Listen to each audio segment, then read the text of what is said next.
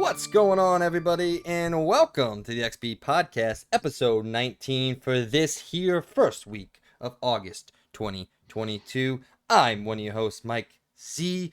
You can find me on PlayStation by searching Gamus Erectus, Gamus underscore Erectus, and no, that does not mean what you think it means. It means Homo Erectus, as in video games, not erectile penile. You inappropriate people out there. Joining me for the first time, just himself and me, is the new daddy. Oh, that was weird. The new father. You can find him on PlayStation. That's just starting off well. Thor Kage, it's DJK. What's going on, man? What's up? What's up? I tried to do something. I thought, the new, that word, but it did. Me calling you As soon as daddy you said daddy, you're like, oh. yeah, me calling you daddy did not flow well out of this here mouth. This is gonna be that kind of episode, huh? Yep. Anyway, what's going on, my man? How is it being a new dad, father, whatever? Crazy, interesting. Um, as soon as this is over, I have to run and go get more medicine because of not complications, but stuff that my wife is dealing with, having taken on the brunt of the anguish during the last week. But it hasn't been terrible, losing sleep, and not just because of insomnia, losing sleep because I have someone to take care of. So that's new, fun, and exciting. But Yeah, it's hard enough it's to take care of ourselves, huh? yeah, it's fun and crazy. So So, have you got her in the gym yet? yeah, I mean she doesn't really need it. She for only being as big as she is, which I mean she's kind of a monster. Um, she's got pretty buffalo legs and pretty buffalo arms. You wouldn't think something that's tiny can fight you off, but she's pretty damn good at it. Yeah, we're gonna make her a star at some sport. I don't know which sport yet. I haven't decided. I guess that's her decision, not mine. So, but she's gonna be surrounded by sports at all times. So, I've always said, knowing my luck, um, my kid's gonna be surrounded by sports at all time and then never want to play sports. And I'm like, yeah, whatever. If that's what Yeah, happens, that is what happens, right? yeah, that's kind of Lena never really played sports, and now she's always I regret it. And I always played sports, and I'm like, I regret playing as many as I did. So, well, hopefully, she can find a good balance between the two. I always tell people it's like, yeah, I wake up and I hurt, and I'm on my third ACL. I've got shoulder problems, back problems. Uh, but would I change a single second? Absolutely not.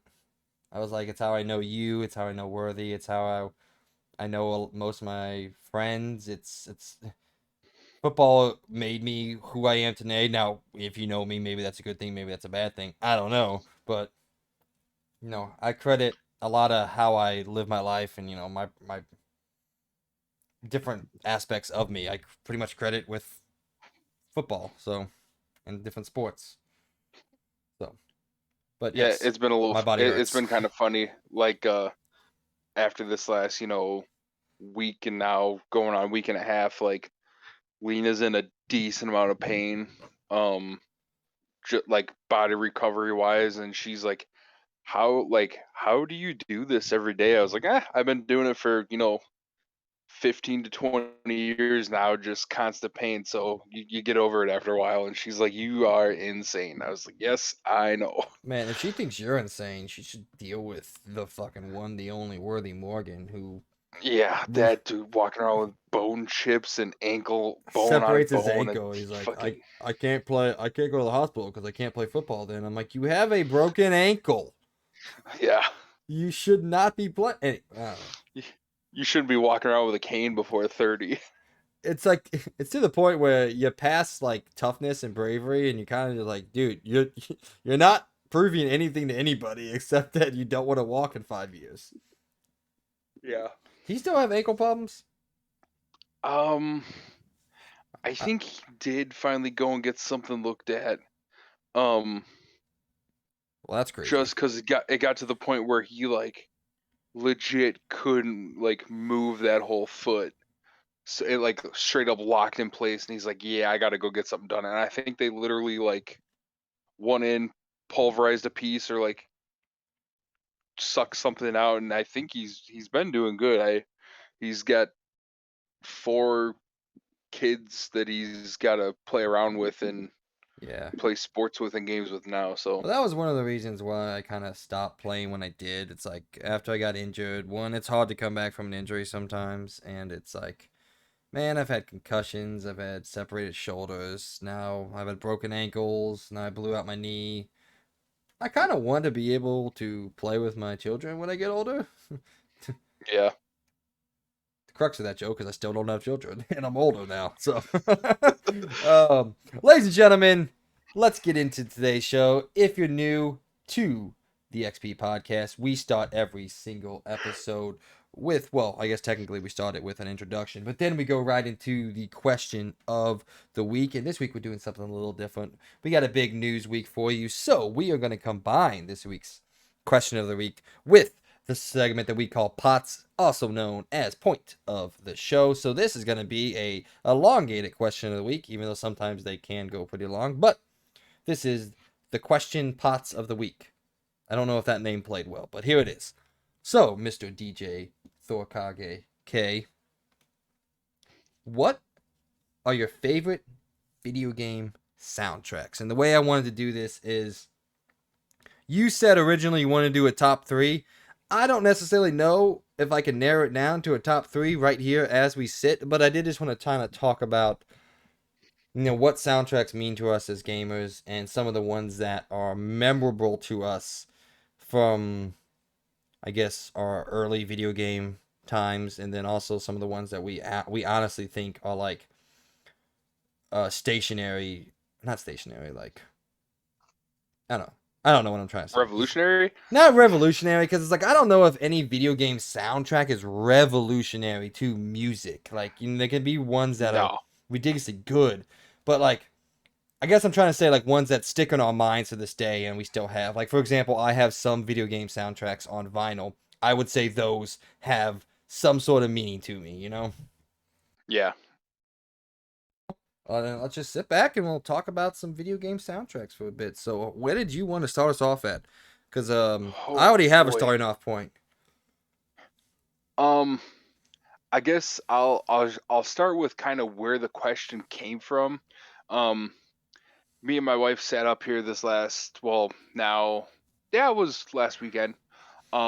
Before going in and doing the whole baby delivery, we finished Stray, and I went back and started working on a few of the other trophy hunting tasks. But yeah, I that was one, like, the music just added to it so much, Oh, and like like, all the cause synths it, and like the freaking electronic. yeah, Oh, it's and so good. it's not a lawn game, so like No, it's not. It's not.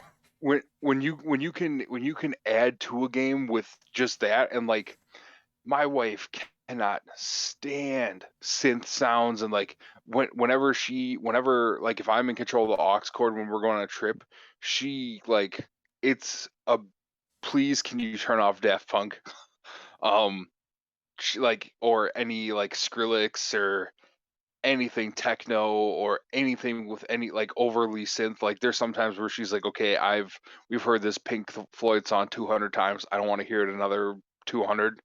Like she can't really stand that kind of stuff at this point, but like this, she was like, this music's kind of bumping, and like it is, and they did a good job using like you said, just synths to like really add emotion to like a very unusual storyline. Well, like And the scene that jumps out to me, and I still think about it um every once in a while, is when you first go into uh like the slums, when you first reach the first main area of the game, and you walk into that, and then I don't want to spoil anything, by the way, for Stray. We're gonna do a whole video on it and everything, talking DJ and I talking about it, pretty much raving. So but when you first go into the slums and like the robots are reacting to you, the music that they play when you're like walking up to the Guardian. Dude, it's so good. I've played through that section Yeah, like 4 or 5 times now because I had to do a couple things for the trophies, and God, it's so good. And it just so good. yeah, I I wouldn't say it keeps getting better from there. That was kind of the height of the musical interaction with the game for me is that scene, which is to be fair is very early, but it never really drops. Like it never really Yeah, falls off from there. It just that is kind of like the height, and then it kind of stays steady, generally yeah. around there in It terms of quality. yeah, really it plateaus. There's one or two other like emotional moments where it picks back up again Oh my God, in that like there's so many a cinematic, the and it emotional just moments in this ooh, game, dude. And I'm not yeah, even a that cat was person. The ending of this game, man. I don't yeah, I don't know that how to explain was it to people, but heavy. we will talk about that. Real quick, I want to stay on the topic of short games and emotional, musical impactfulness. Well, that was a sentence. Um, one of my favorite short games of all time, and one of the games I actually do have the soundtrack to on vinyl. Have you ever heard of a game called Journey? Oh, it sounds familiar. If you haven't ever heard it, play it. This game is 2 hours on a first playthrough, which sounds awful. Okay. It is. How do I want to describe this? It is. Well, you used the word earlier, and I disagree with you. It is one of the most revolutionary experiences I've ever had in a video game. Not the music per se. I'm talking about the game as a whole, but the music is so incredible. After this game, I want you to look up. I have no clue how to pronounce this, but it's called Niessence. It's the main theme for Journey. It's by Austin Wintory, is the composer. Okay. Um, and just tell me how you feel when you listen to that, because the way that I feel is exactly what the game is, and it perfectly encapsulates what that game is as a core. And it's something that you and Lena, I think you said it's 2 hours. It's a movie. You guys can sit down and play it, and it's an experience to say the least. It's one of my favorite indie games of all time. I mean, shit, it won IGN's Game of the Year when it came out in 2014. Like they gave that game Oh, Game of the Year over I don't know, Dragon Age Inquisition, which didn't really deserve it, but I can't remember what else came out in 2014. Infamous Second Son again didn't deserve it, but yeah. I'm blanking on 2014 because it wasn't a fantastic year. So I like, and she wait, kind of bounced it I think it off was me. 2012 actually. I was wrong. I don't know. She goes. She said, "Do I think shorter games or independent produced games have a better soundtrack?" I said, "I feel as though they know they're not offering you a very long experience, but they're going to give you as much of an experience as you can." Like I told her, Portal and Portal 2, the soundtrack isn't crazy good, but like it's not mind blowing or like life altering or revolutionary, but it's pretty good. And like I told her, I as many times as I played that game, I can beat Portal start to finish in under 30 minutes. Like I've got it down. I was doing speed runs in college. Like I can slice through that game. Soundtrack is good. It's nothing crazy. I said I feel like they do, but I mean I just thrown Stray and Portal were my two shortest games on there. Are on the little list I came up with. Um, we talked about in our review. Well, we will talk about in our full on spoiler cast. Horizon Zero Dawn and Forbidden West. Like Yeah, well, to that's me what I right was. now, I was kind of sitting here thinking. prop. It's like I don't know if shorter games have better music. It has less time for the music to kind of drown itself away, which is what Yeah. happens, in Horizon's case, which I think it has fantastic music. I mean, I love um Aloy's theme. I don't know why I blanked on her name, but I'd listen to her theme sometimes just because I want to. Um, but it's spread out over an 80-hour experience. It has some time. Well, I guess if 30 hours if you want to be a Satanist and play the game wrong, but it's spread out over X amount of hours. It has time to kind of drown itself out and to exist in the background. Whereas something like Stray, which is 5 hours on a casual playthrough, 4 hours on a very quick playthrough, or something like Journey that's 2 hours. That's and pretty much it is an album, a longer just like album that an artist would put out. And so those have a lot less time to drown itself out in the background. Now that doesn't mean it's any more impactful or any less impactful than say the Horizon soundtrack or say the Red Dead soundtrack or whatever. Some of these things that last a long, long time. But yeah, so I kind of think that's where that kind of lies is you have less time to kind of just accept what the music is, and it stays with you for a lot longer on a shorter game because you can go in and out of the game in a couple days, you know. So I think if we want to talk about if we want to talk about okay, I we said earlier that there's no video game soundtrack that's revolutionary. I got one for you. There's one video game soundtrack that I feel like has permeated pop culture in a way that no other soundtrack has, regardless of quality, and that's Halo.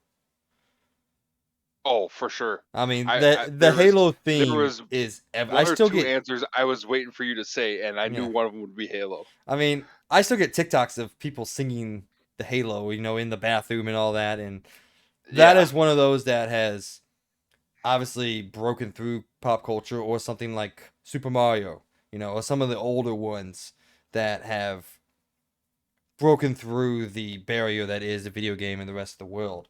Um, Now, I do say, and I tell people all the time that I actually prefer um, instrumental music to lyrical music 90% of the time. So I would prefer to just listen to instruments being played and all that. Um, were you with us at Culver? We went to no, you went with us. That was Worthy that was with me when we went to the Chicago trip. Yeah, yeah, you went that with was us. That was just Worthy yeah. and me, yeah. But we went to see the Chicago Symphony, and there was a song that was 45 minutes long. And most people would look at that and discuss, and I was like, yeah, it does get a little boring and repetitive, and you kind of lose the plot a little bit of the song, but it's so cool just to kind of sit there and close your eyes and just listen to instruments being played, you know? So, And that has a very good soundtrack for that. I feel like God of War 2019 kind of 18. fed fed off of that. Um, Oh, it does. Again, we moving back into just video games that as a whole have very good soundtracks. I think, God of War. I was thinking about this and it's like if I was to make a top 3, um God of War wouldn't be in there. God of War 2018 in particular wouldn't be in oh, there. 2018, sorry. Yeah, even though it is a really good soundtrack and it perfectly mirrors the feelings of the game that you're playing, which is what a good soundtrack does.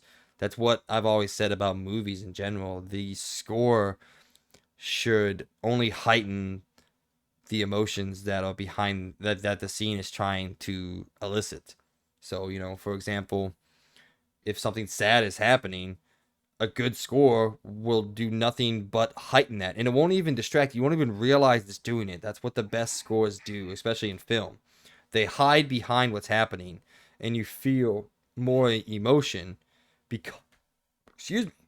Excuse me. Because of the music that's being played. I think of, um oh, why can't the portal scene in Endgame. Like I watch that scene all the time and the music Hmm. is what hits me the most in that scene. The Portal song is incredible. But I'm getting away from movie. I can talk about movie soundtracks forever. Uh, Oh, one same. one thing that I did want to point out, and again, I'm a big enough fan of soundtrack and music that I know composers. So a man, I'm gonna test your knowledge here, even though I know you're gonna fail me here, but it's okay. I'm still gonna test you. Do you know who Nobu Uematsu is? Oh, now I know one other like I don't want to say assume, but is this a Japanese composer?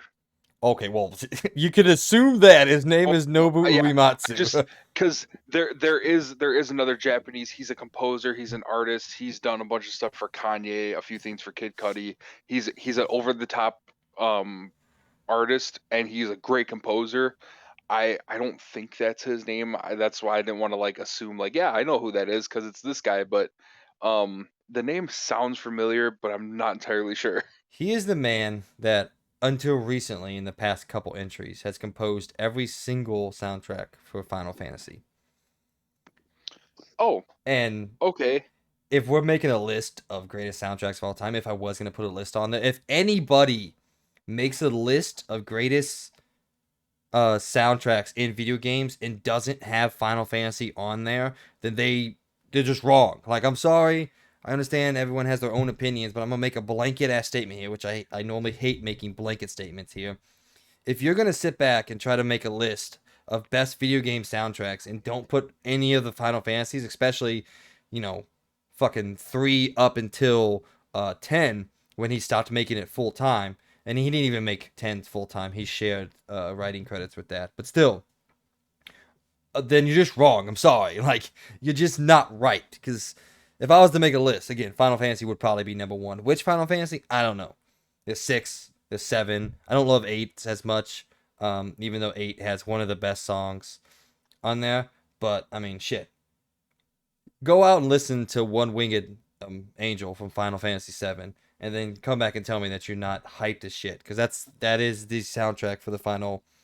Well, that's the song that plays over the final boss fight in Final Fantasy VII is One Winged Angel, and it's absolutely incredible. Or Final Fantasy X with uh Return to Xanarkand or Arrive. I forgot what the name of the song is, but something to do with Xanarkand. The the pieces that I can sit here and kind of hum to myself the different hits and different beats and all that. So if we are gonna put a list on, I'm putting Final Fantasy number one. Which Final Fantasy? It doesn't matter. They're all great up until I said 10 when he stopped doing it full time. Um, so I don't know. Y'all out there make a decision. Tell me which one's the best. I don't care as long as it's Final Fantasy. I gotta throw this one in here because you brought up this was the game, the other game. I figured you were gonna say Halo for a pop cultural, like, not, I don't want to say phenomenon, but it's up there with like viral videos and stuff. This the soundtrack itself is pretty decent and fits the theme of the overall game very well. Um, but this part of its soundtrack and interaction in the game, um, kind of brought a I don't want to say cultural phenomenon. It brought back a musical style, not from the brink of death, but it brought it from its very tiny little like subculture to like the front of like now I see it everywhere on Reddit, I see it on TikTok, I see it everywhere. Assassin's Creed Black Flag with the sea shanties. Like Oh, okay. Yeah, it, I was gonna say. I was like, I don't know if I love Assassin's Creed music. I don't know if any of them would even get close to my top 10 list, but the sea um shanties, yes, I. There's something like special about them. like they did a good job using, because I mean at the time, especially in the Caribbean, they literally like only had violins and drums for instruments and guitars. Like that's all there were. So they did a good job throughout the game of using those few instruments and some of like the Caribbean native instruments to put together a decent soundtrack.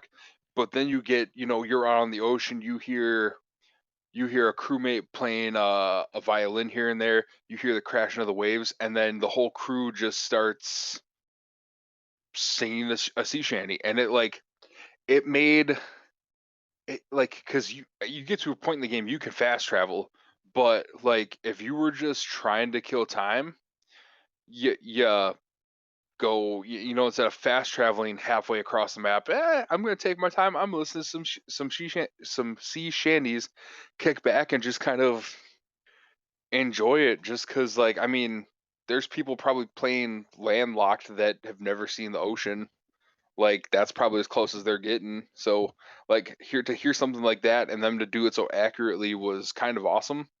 And it it didn't like revive people singing sea shanties, but I think it opened the door to like people are like, hey, like, do people actually still sing this and sing these? And now it's like not a huge community, but there's definitely a, since Black Flag and probably the Pirates of the Caribbean, there's like probably a much larger community of people that sing sea shanties and enjoy them more than there were beforehand. So I think that's pretty dope.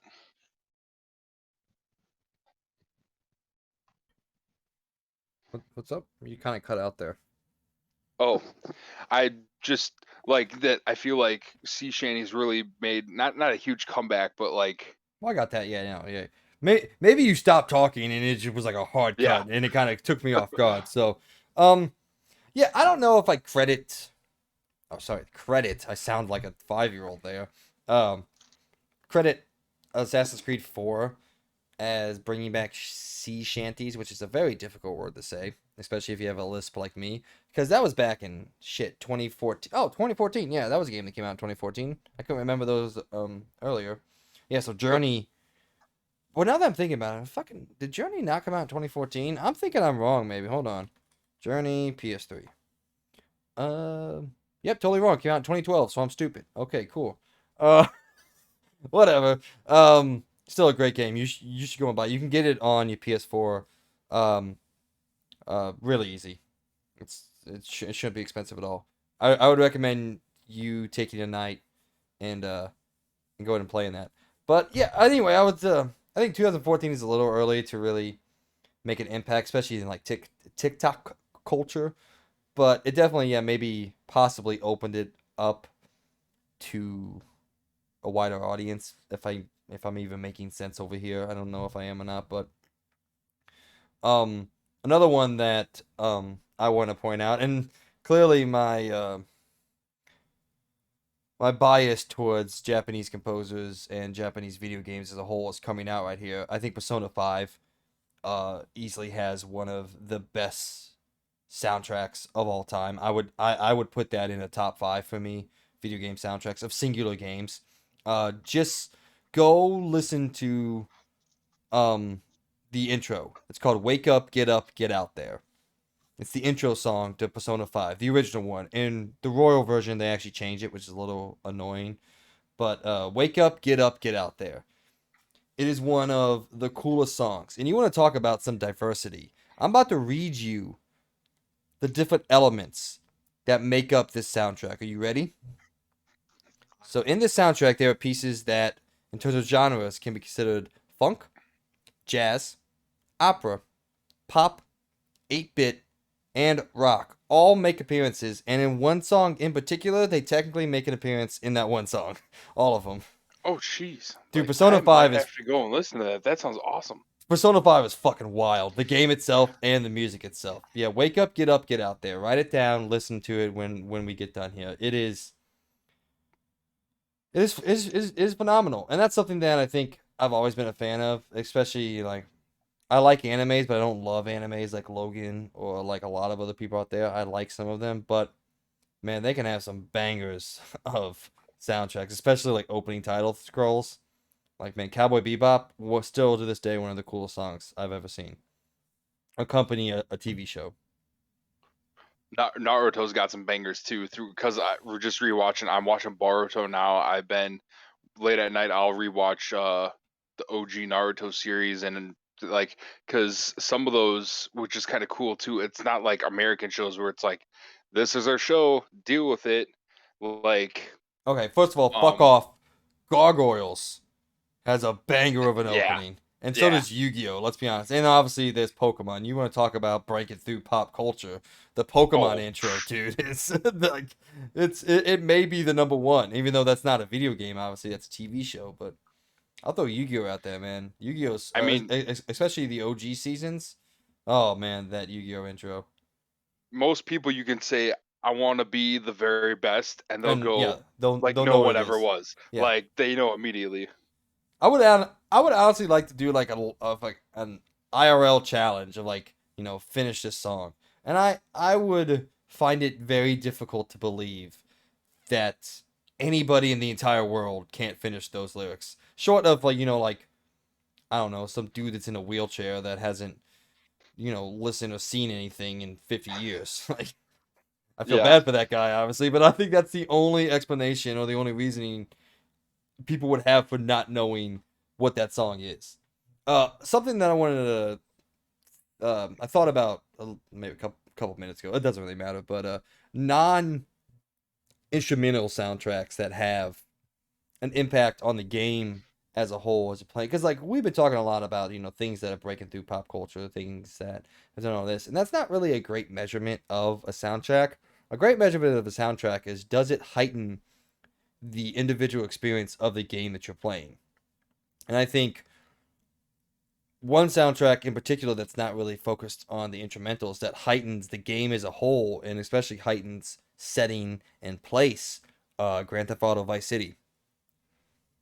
Yes. I mean, the radio in that game and the songs that they were able to get in that game puts you into Vice City, puts you into that place and that feeling, and like really lets you invest yourself in the world itself. So things like, And kind of and honestly, kind of go ahead. kind of jumping from Vice City.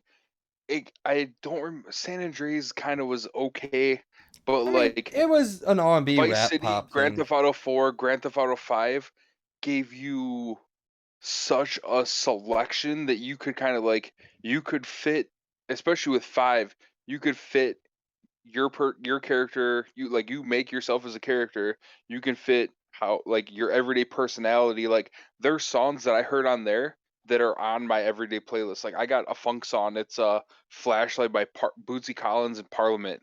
Like it's a totally out there song. It's a banger to me. It's on my playlist. I like, and when I occasionally jump on Grand Theft Auto 5, if that clicks on, it's, oh, we're listening to this station for a little bit. Or like there's some deep cuts from Ice Cube, Dr. Dre, like some of those guys.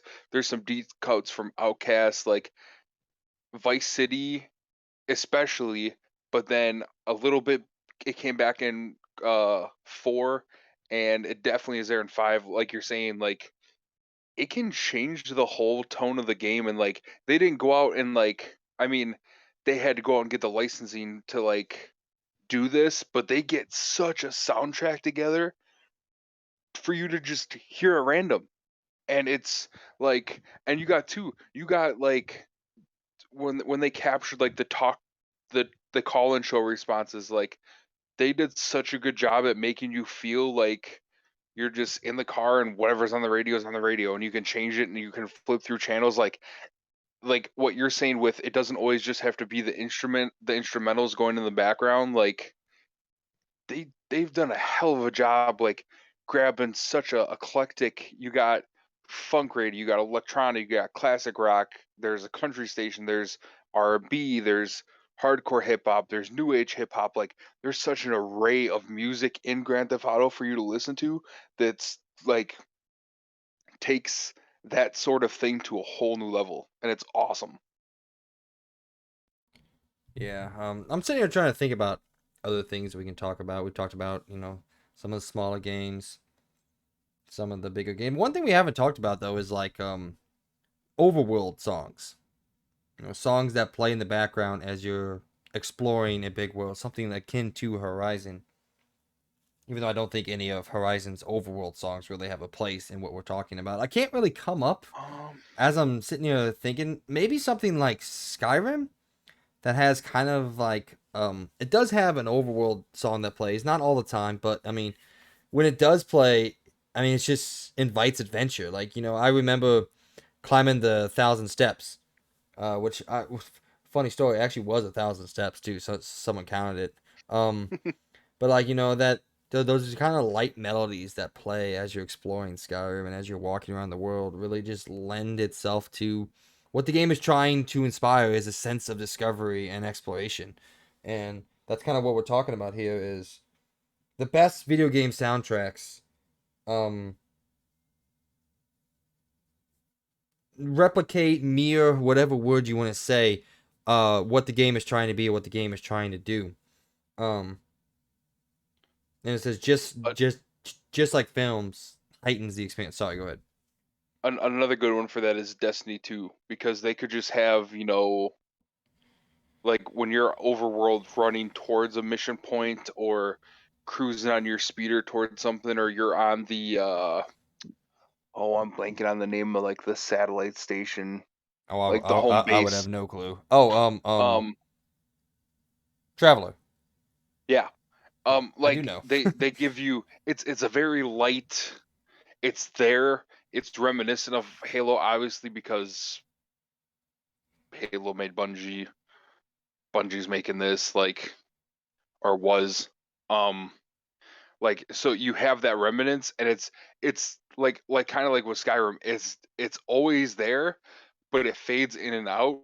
So like you might be really hearing it for one part, but if like especially in Destiny 2, you land, you hop on your speeder, you start running in a certain direction, you'll hear it. As soon as you get near any sort of enemies that have spawned in, it kind of fades away. But then you get away from those enemies, and if you decide not to mess with them, it fades back in, and it just kind of it it fills a void of you just hearing, wind rush by your head because you're running through an area or whatever. It gives it fills a void of like empty sound or white noise. And it's very nice, and it kind of helps stuff runs smoother almost to me. It's because I mean, sound is an effect in everything. Like the only time that and like there's people that know how to do it, use it well in their games. Like there are composers, and sound editors that know how to use it well in movies. Like it's you got to find like there's horror games that do a good job of you hear those horror instruments, and at the right time they cut off so you only hear silence, and it freaks you out. And there's definitely it's not it's I also brought this up as a topic for us just because you and me especially, like I feel like we ring in on the whole like the sound, whether it be sound quality, the music, the editing, like all of that plays such a big role that people don't quite understand. Like even me and my wife at the hospital this last week, we caught the end of Endgame, and it's still like I've seen the edit, I've watched it. It's a 50-second edit of, spoiler alert, Tony's snap at the end. Um it's an edit of he steals the stones off Thanos. Thanos snaps, says I'm inevitable, and then you look over at Tony, and Oh, the are you? drum starts playing Yeah, for Iron Man. are you talking about the I am Iron Man cut? Oh, Yeah, edit. It's and cool, then but and then I prefer the no song like actual in the yeah, movie. You it know. it would be cool to like hear that, like just once as a big like in the theater, like give it that type of cut. But just because like throughout those movies, Tony always gives you like I'm here. It would have been funny, not funny, but like it didn't fit that moment obviously. But I there's been moments in games like that that they've hit that note perfectly and know not when to hit that note. And like the only other thing I could think of soundtrack wise that we really haven't hit on is like sports games. But I mean, that's just somebody not to shit on them, but I mean, that's it's a just somebody collection going of to pop pick. culture. You know. Yeah, Oh, you want to talk and about? I Oh, mean, okay. If we're gonna go into sports games, I want to start wrapping this up. But if we want to go into sports games, it's just technically a sports game. But dude, Need for Speed Underground, the yep. freaking I was gonna the freaking menu did a boom boom boom. You know, I would let that play for hours just sitting there on my PS2, man. Need for Speed Underground had a banger. Tony Hawk, the Oh first Tony God, Hawk Pro Skater game. I mean all of them up Um, till four probably. their Skate 3 and 4 had a pretty, or not 4, that hasn't come out yet. Skate 2 and 3 had pretty bumpin' skater soundtracks. Even Madden has hit it good a couple times. Like, Oh, I think Madden 05, um, shit, yeah, a bunch of the Maddens. But again, we're talking about like songs that are like pop culture. I know they're technically soundtracks, but I don't really. Well, I guess if I'm gonna consider Vice City a soundtrack, I have to consider Madden, even though yeah, it's more of those are more just for like enjoyment's sake, and obviously yeah. you're not trying to, you know, But set there it are some of set. those that, like, if you played them enough, that when you hear that song later on, you kind of get sent back to that memory. Like I think it's Oh, Madden '01 or '03. It's Paradise City, let's man. Burnout Paradise. let that's a good one. Let's get a party going or something like that by Andrew WK was the start of that. Even Tiger Woods, I forget if it's '01 or '05. The opening, like there's the montage of all the golfers and Tiger Woods and all that. It's Y'all Gonna Make Me Lose My Mind by DMX. Like It's great. for a golf game. Like so now anytime we think of that, like you hear the drum start, y'all gonna make me lose my mind. It's like, oh, WWE SmackDown versus Raw. Oh, we're playing Tiger Woods. Like let's go. Or like yeah, like some of those are so it's cool that it's cool that some of those games did a good job of you hopped on, you got home from school, you played it for, a couple hours, you heard the startup every day, every other day, and now, you know, Tiger Woods '01 is 21 years ago. Tiger Woods '05 is coming up on 20 years ago. Like, but anytime I hear that DMX song, I remember back to one of the last times that I really played video games with my dad and just getting smoked because my dad was so good at Tiger Woods. He had such a like he would go do a tournament on Tiger Woods. He's making like, $10 million off of sponsors because he's wearing this kilt and his goatee is blue, and he's wearing this visor. He's got this watch. He's got this glove. He's got these shoes. Like, just a blast of a time. And it's cool when some of those early 2000s. I don't know if it's because the studios didn't want to stick money into some of those. Like you talked about some of the Japanese games, and Japanese studios knew back then already, hey, the soundtrack and sound helps with the pacing of this and helps give you an experience where in America we were like, give these people banger songs and they're gonna remember these games and these moments forever. And it just I guess the whole point of like me also choosing this question was like to kind of show people that if they didn't think like music played that big of a part of it not, I don't want to say everyday life, but like it plays a big role in life, it plays a big role in movies, like it also plays a huge role in video games. And like more and more the discussion of our video games a form of art entirely, like not just the creation of the game or the the effort going into that, but you've got the effort of somebody took the time to make music to fit the score, the theme, the emotions of a game, and take some games might only be a 7 out of 10, but then you throw that soundtrack in and now they get bumped up to an 8, 8.5, or a 9. Like, yeah. music plays a much bigger role than people think. I feel bad for this whole time we've been discussing. I haven't mentioned The Legend of Zelda, and The Legend of Zelda is great. Oh, I mean, it's like, but again, it's like one of those top tier ones, the top echelon ones that there's been so many like small iterated like iterations of what it is. It's kind of all like together, like the Legend of Zelda series, like but like still though, that is like I've never played a Zelda game. Like I bits and pieces here and there, but but you know the I Zelda theme. still I know the do do do do do do do do do do do do do of the ocarina playing. Like I never played it, still know like it had a pop culture influence. It's not, it's to me it's not quite as crazy as Mario's theme song, but it's up there. Like Yeah. All right, real quick, we've been on this for closing on 40 minutes now.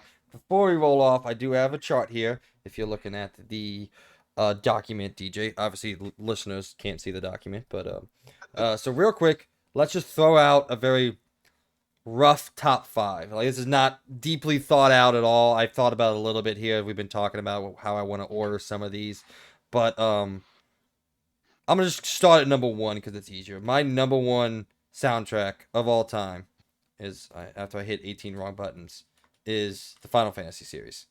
It doesn't get any better than it for me. I listen to these songs over and over again, and I will continue to listen to these songs. So give me a again. rough number one. This is not an episode of Rankum or anything like that. This is just us having a good time, having fun. Give me a number one for you. One that's hit me the most the last handful of years. I'm gonna go with God of War. 2018. Yeah, All right, God of War 2018 for DJ's number one soundtrack. All right, my number two video game soundtrack is gonna be Journey. I'm telling you, man, go listen to it. you got me hyped, and I definitely like. Obviously, my schedule just got tossed to the wind as far as me being able to game and stuff, at least for the next month or two. But I have it written down. It's on my list. I added your song from Persona 5 as next up on the old Spotify queue. Um, Dude, what the f? I'm kind of pumped for it now.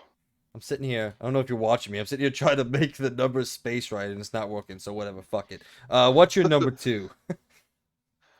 Um, I'm gonna go with a short game, Stray. Like I Stray. can't stop thinking about All the right, sound, recent. the music for it.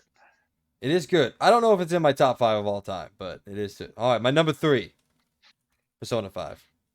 So good, so amazing. Um, dude, why is it spacing mine properly but not your side of the list? I don't know. Fucking Google Docs is weird. All right, what is your number three? Um, Horizon series. Man, you're just going with all the new hits. You're not going with anything Yep. older? I oh I'll you'll there might be a couple older ones thrown in at the end of this five. I know I only got two spots left, but I would say I would like to put in The Legend of Zelda because I think it is easily a top five video game soundtracks of all time. But for me, myself, when I sit here and I think about, the things that have meant the most to me and the things that, if you're watching me type this, Pokemon Soul Silver, number four. Dude, I remember every single song about that, exploring the different cities and everything like that, getting to I can never pronounce it, Vermilion City or whatever. I don't remember. It's the big one where you get to first like tower and everything. I forgot what it's called, but um, it's great. Oh no, the ghost town when you walk around the Lavender ghost. Town. Yeah, Lavender when you walk around that theme that plays. Man, what a video game. Number four, DJ. Funny enough, uh, I was because I didn't play a whole lot of the DS games just because was a broke kid and couldn't. But Pokemon Silver and Crystal were my number four because same just reasons. Gen 2. I'm just gonna put Gen Yeah, 2.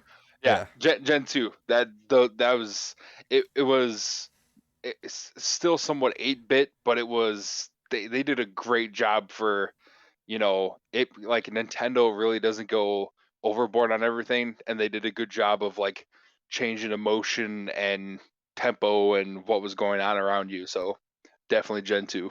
All right. There's so many that I want to put in here, but for me myself, it says I'm sitting here thinking, and one we didn't even mention was Marvel's Spider-Man. Um, the way that the soundtrack like soars and is dynamic as you swing around the city, fucking brilliant implementation of it. I'd love to put that here. I would love to put Halo here because I think it probably deserves the top five when talking about video game soundtracks of all time. But for me personally, Metal Gear Solid series.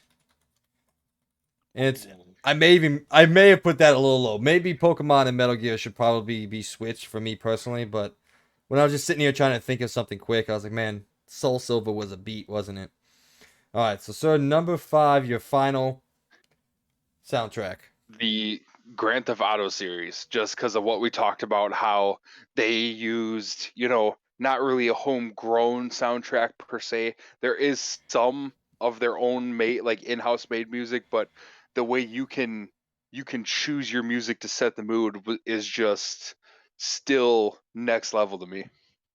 All right, well, the final, very rough iteration of this episode of Rankum, uh, for me, in order: Final Fantasy series number one, Journey number two, Persona 5 number three, Pokemon Gen 2 / Soul Silver for number four, and the Metal Gear Solid series at number five for Mr. Thor Kage, also known as Daddy DJ. Number one, appropriate, Dad of War, God of War 2018. Number two, Stray. Number three, Horizon.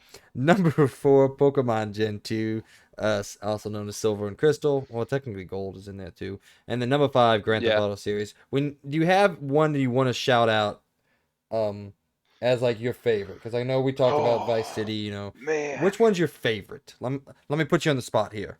Because if you're gonna say which one was my favorite in Metal Gear Solid, it's Metal Gear Solid 4. It's again one of my favorite games of all time. Um, well, actually, okay. Now that I say that, Snake Eater was damn good too. Shit, I don't know, man. Never You're, mind. you're I'm not put gonna you're put you on the spot. Whatever. I okay. can't come up with it. So all right. Well, ladies and gentlemen, please, down in the comments of the YouTube video, on our Patreon, on anything that you listen to us, please let us know some of your favorite video game soundtracks and why they mean something to you. Because when we're talking about something that's favorite, there's usually some sort of backing behind that. DJ, any last things? um, Not really. Just yeah, let us know your favorite music and in games. Or I mean, hey, I guess throw us your favorite soundtracks. We can always hit back on that because I know you and me could probably do our Oh my own god, mini hour, series. 2 hour, 3 hour episode, yeah, Fuck that. series We do our own of podcasting series of just talking about movie soundtracks and video game soundtracks and anime soundtracks and TV soundtracks and all sorts of soundtracks. All right. definitely. So yeah. Well, ladies and gentlemen, if you didn't know, this is the XP Podcast, our weekly video game and pop culture news podcast, where myself, DJ, and sometimes Logan, he's on vacation this week, so shout out to him. Sit down with y'all and talk about all the news stories and happenings inside and out of the video game world. We post a new episode most every. Wait, what did you say there? We post a new episode each and every week, most of the time, so you can listen to it whenever your heart desires. You can find us on most of the popular podcasting services, including Apple Podcasts, Spotify, Google Podcasts, and more. If you enjoy what we're doing here, please go over to our Patreon and support us, where you can be a part of our weekly discussions and give us your opinions on everything we talk about and everything we don't. You will also be able to find all of our uploads there, along with any exclusive episodes we may post. Links for that, as always, are in the description of the YouTube video down below, or you can simply go to patreon.com and search Experience Points, spelled XPERIENCEPOINT, and find us that way. However, if you don't have any money to send our way, don't worry, because we still love and appreciate you for listening and being a part of what is hopefully a growing community. You can also go over to our YouTube channel where you can get this show and all of our shows in video format. If you do, please don't forget to give us a like, share, subscribe, and hit that notification icon so you can be aware of everything we post when we decide to post that. With all that out of the way, let's get into this week's show proper. In the news this week, no point of the show because as we said, we combined that with the question of the week. So in the news, we're going to talk about the Pokemon showcase. Of course, it's DJ and me, so you know we're talking about Pokemon. Multiverses is popular, and the KOTOR remake seems to be in a little bit of trouble. But before we get to all that, as always, it's time for What You've Been Doing, where we catch up on all things pop culture that we've been doing, whether that be gaming, TV shows, movies, books, or comics. It doesn't matter to us because we love it all here and we want to talk about it. So, Mr. Thorkake, DJK, the new father, what, sir, have you been doing? Um Outside of the child being born, um like I said, finish or I shouldn't say finished the main story of Stray. Um and just wow. Can't wait for our review on that. Um what else did we do? Well, Not really much. I'll, Been I'll, I'll Yeah. jump in real quick. I have also, as you can probably guess, beat Stray. I'm only one trophy away. I've been lazy and so haven't gone after the speedrun trophy. Is the Just yeah. yeah, well, I mean, I've started it and I got to the slum section with I'm like 17 minutes into the game. I was just speedrunning like crazy. Um, so and I started doing it, then kind of forgot the exact order. So I'm just gonna watch a guide and get through it all. But Yeah. it's not that hard to get it. They give you plenty of time. Hmm. Like a good speedrunner, if you go like exactly where you need to go at all times and skip all the conversations, you can get it in like an hour and a half. So they give you about 30 minutes of leeway for the trophy, but that's all I have left. Uh, I don't know if I absolutely adore the game. I don't know if I love it with all my being. It's like it's definitely up there in some of the best smaller titles that I can remember. It's definitely up there in the same conversation as Journey for me, or as something like a Flower, which is from the same studio as Journey, or like you said, Portal, and some of these other shorter experiences that mean a lot and stick with you for a little bit longer because you have a lot less time to digest it. And it is more like watching a movie, very long movie at 5 hours, but it is still like watching a movie. I All right, I what else? think Sorry. just to throw a quick, I think when it's all said and done, I mean we got Modern Warfare and we've got Cult of Lamb. I'll try to play and we've got God of War. I think it'll end up as game number 3 or 4 for me for the year. So at least that right now. I mean, there's a bunch more that'll come out. We'll see. I mean, But yeah, I think that's pretty easy to say. That it'll definitely be in my top five for 2022. Why did I say that way? For um, 2022. only other thing we really did. I mean, we got stuck watching whatever movies were on cable. So we watched Beer Fest. We watched a few other just kind of meh.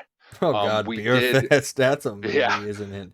We did sit down and watch Predator just because couldn't remember if I'd seen all of it, and she's never really seen all of it. Like Are you talking you about thought I like was the series or like the OG like Schwarzenegger Predator?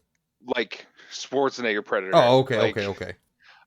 she hasn't seen a lot of those. Like we have the 100 greatest movies of all time. Like she'd never seen Jaws. She'd never seen Predator. Well, sounds Like like most of our list, sounds like she hasn't Peyton. seen a. Yeah, I mean, don't get me wrong. She's seen a lot. Like she's seen Platoon. I've never seen Platoon. Dude, Um, Platoon is a rough movie to watch, man. she's seen a handful of them that are on our list that I'm like, I've never seen this before, and she's like, really, Mr. Movie hasn't seen this. So it was cool to kind of sit down, take a break. Both of us exhausted at this point, and just kind of really, it's not a movie where you got to think, and it's kind of funny to see the invisible predator run around in that 1987. He's invisible, but yeah, Oh, it's kind dude, of comical to see some of that, and that movie's got so many yeah, the iconic handshake. But speaking of, yeah, that's actually very very topical of you to talk about Predator because just last Friday, so a couple days ago at this point, what 2 days, something like that, massive thing. Um, Hulu came out with the next Prey movie, or next Predator movie called Prey. You can which is watch it. part of the reason we watched it. Okay, yeah, I was wondering because like when you said Predator, I was like, I wonder if they watched it because of that. Because I sometime this week I'll watch it. There's a lot of things out right now that I'm trying to catch up on. Now that we're kind of in a pretty big lull for games. I mean, we got Cult of the Lamb coming out, but I probably won't actually play that. I'm excited for it, but I don't know if I'm gonna sit down and play it or anything like that. But yeah, we're kind of. I'm definitely in a lull when it comes to gaming. So most of what I have been doing this past couple weeks is watching TV. Like I'm almost caught up entirely on The Boys. I was falling behind a little bit, so I finished season 2 last week and through episode 5 on season 3. So I got 3 more to go on that. God, I'm gonna be completely honest with Phase 4. Um, and since I guess well, I guess since Endgame has Far From Home, and then obviously with the exception of um, No Way Home, The Boys may be the best superhero content out there right now. Like pretty much bar Oh, none. for sure. Yeah, like I mean, outside of No Way Home, obviously, like No Way Home is fucking phenomenal. But after Endgame, The Boys may be the best superhero content out there. It's so good. I said I'm almost done with it. I don't know why I was in a lull. I get in those weird moods sometimes where it's just I don't watch things that I know I like. I just for some reason don't watch them. But yeah, almost caught up on that. Um, and yeah, just season 3 is crazy so far, man. Have you seen season 3? I have not. That was one. I think Lena at that point, because it was like she hadn't really seen any of the superhero movies when we first got Amazon Prime and that came out. So not that I rammed them down her throat, but we watched most of the MCU to get her ready for But Infinity War and Endgame. So she was you're pretty burnt out. you ram something else down her throat. Ayo. um, Oh There's God, something wrong with me, dude. Oh my that's god. why I'm Daddy Thor now. Yep. Oh, good Um, God. Dude, I've started but yeah, something. so I'm sure I know her and I talked about getting on a bit of a TV watching schedule just to break up the monotony of stuff. And like I kind of like wonder, I was like, hey, it can't be Monday, Thursday, Sunday. And it took like a 30 seconds for her to be like, oh yeah, football's back. Yeah, I, it's getting like close, man. Postseason. um I'm probably not gonna watch too many postseason, preseason stuff. I don't, I don't yeah, care I too never really much. do. I Like, kind of just check in here and there. It's more watching to see what guys get hurt before that yeah. for the big old draft happens. I So mean, my favorite team last year, they didn't play a single, well, pretty much a single starter all preseason, so I don't really care that much. It's nice to see like what some of the younger guys can do because those are the guys that obviously step up when injuries happen eventually, like all teams do. But I can pretty much predict how the season's gonna go. The Rams are gonna be good. I think the Eagles are gonna be good. Cowboys are gonna be really good until they get into the postseason, then lose the first game. And the Green Bay Packers are going to be the best team in the entire league until the championship game, to the NFC Championship game. Then oh, they're gonna lose again. I'm hoping Uh, Rogers apparently has been doing DMT trips in ayahuasca. yeah, he's So been doing some weird hopefully shit, hopefully man. Who the hell ho- knows? hopefully hopefully the spirits will guide him all the way to the Super Bowl this year. How heated is it going to be between you, me, and Worthy if it's the Packers and the Rams in the NFC Championship game? Oh man, I don't even want to, especially if the Rams somehow lose. I shouldn't say somehow. If the Rams lose, I don't know if Worthy will talk to me for a bit. Oh, Especially jeez. if especially if it gets down to like he admitted the Rams could have, and if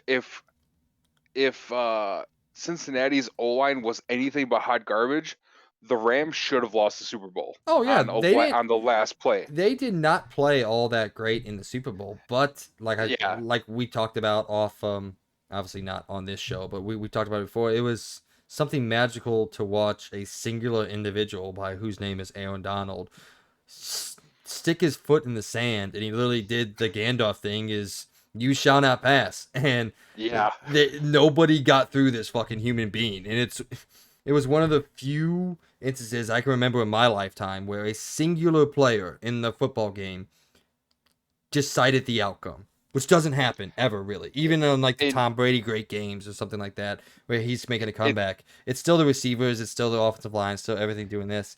The yeah, Rams Super it's Bowl very really rare. was like Aaron Donald just standing there and saying, "You're Yeah, not fucking winning." it's very rare that someone has a movie moment or an anime moment or just that hero moment of I'm doing this by my like I'm doing this, like you're not. And it's especially in like you're talking about in a team game where there's 10 other guys on your side of the ball against 11 guys, like it's 11 versus 11. Like in a sport like that, one guy doesn't always make the difference. But he was like, nah, one guy's making the difference. And if it wasn't for that one guy, they don't win. And Worthy's probably sad, for the next month or two yet if the Rams had not won the Super Bowl. So that's yeah, it's crazy. And that's, obviously we don't go too crazy on it on this podcast, but like before and after when we're done recording, like it's like we kind of talked about, baseball is here or there. You're very one team dominant. I watch baseball sparingly, but like it's football season. My team has been, you know, a top five team my entire life. So Has only gotten to the Super Bowl once. How mad does that piss you oh off? How much does that piss you off, man? it so coming from other teams to hear like, oh, you've had 30 years of Hall of Fame quarterbacks, you have 3 appearances and 2 wins, like I was gonna say you have Brett it Favre and Aaron Rodgers, and you have two Super Bowl wins in 30 years. it it's when it comes from non NFC North fans, it's like, yeah, it sucks. But when it's when it's a Bears, Lions, or a Vikings fan, that's more than you guys have had your entire, like, is it, like from Super Bowl one on, like the Packers have four total and like six appearances. Like the Bears haven't done anything since '85. I mean, yeah, they went I to was gonna say, they, let's they be completely honest. The '07 season was weird. The Bears yeah, haven't been good since '85. They had one good year. Like I'm yeah. just saying, man. The Lions have had two, like quite a guy that's in the talks for the greatest running back of all time, and a guy that's been in the talks as the greatest wide receiver of all time, and they don't even have a playoff win to show for it. Like, and You then want you got you want to talk the about a sad stat Viking. real quick? I'm gonna throw a really not sad for me. It's fucking hysterical for me, but a sad stat for football fans in general. Since I forgot what it is. 26 years, whatever 22 minus 26 is. It's 1990 something. I forgot what it is. Since that year, the Jaguars have 7 playoff wins. The Cowboys have 3. Yeah, that's Oh, it's so good. The Eagles have yeah. a So Super it's like Bowl and multiple playoff wins.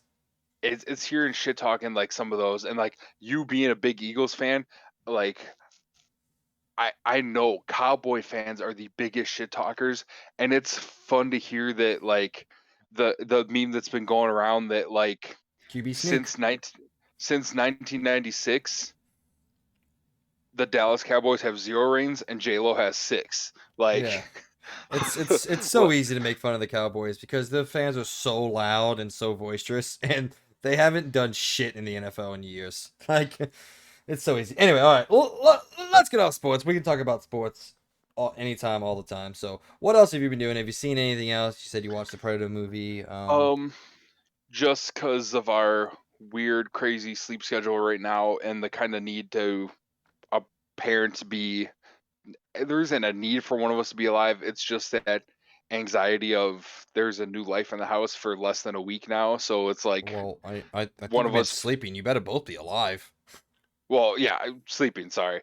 Um, it's just what one of us feels like we have to be awake. So we actually went through out of order because that's just how I found him on Netflix. We watched the OG Spider-Man trilogy. We watched 2, then we watched 1, and then we watched 3 last night. Um, You watch them in the order I'll of probably, quality. yeah. Best, second best, worst.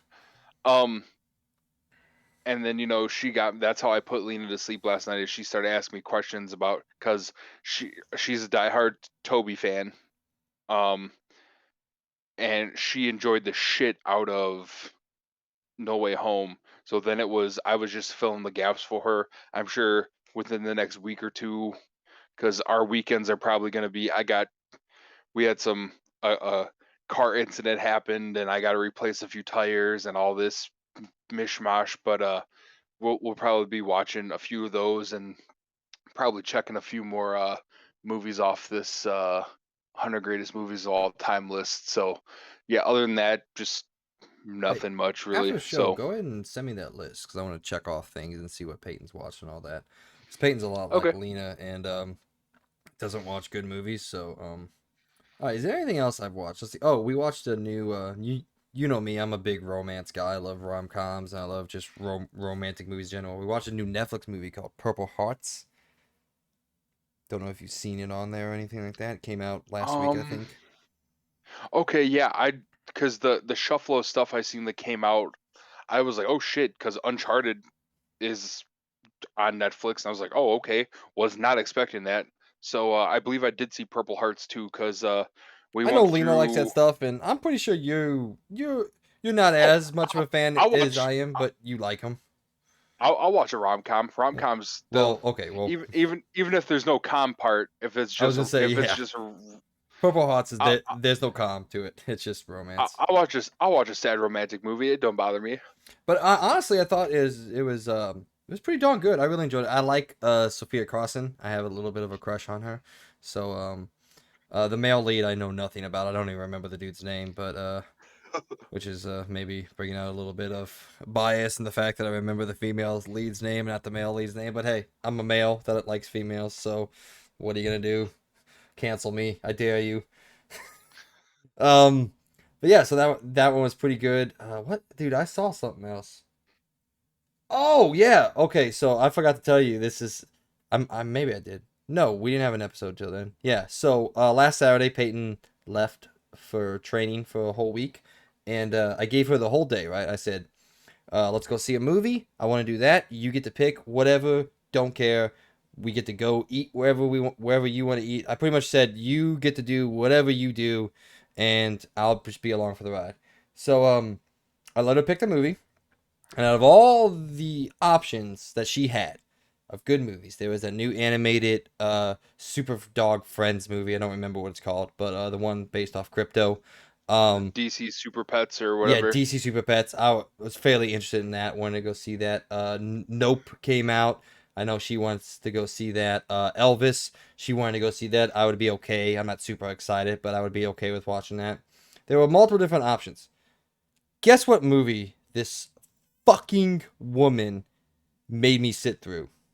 Oh, I was trying to think because we were gonna record last week, um, and then I ended up when we got home, I couldn't, and you were like, "Hey, it's fine." I gave, like you're saying, you gave Peyton a an all about her day. I'm trying to think of what was up. What could she have picked? The fucking Minions movie.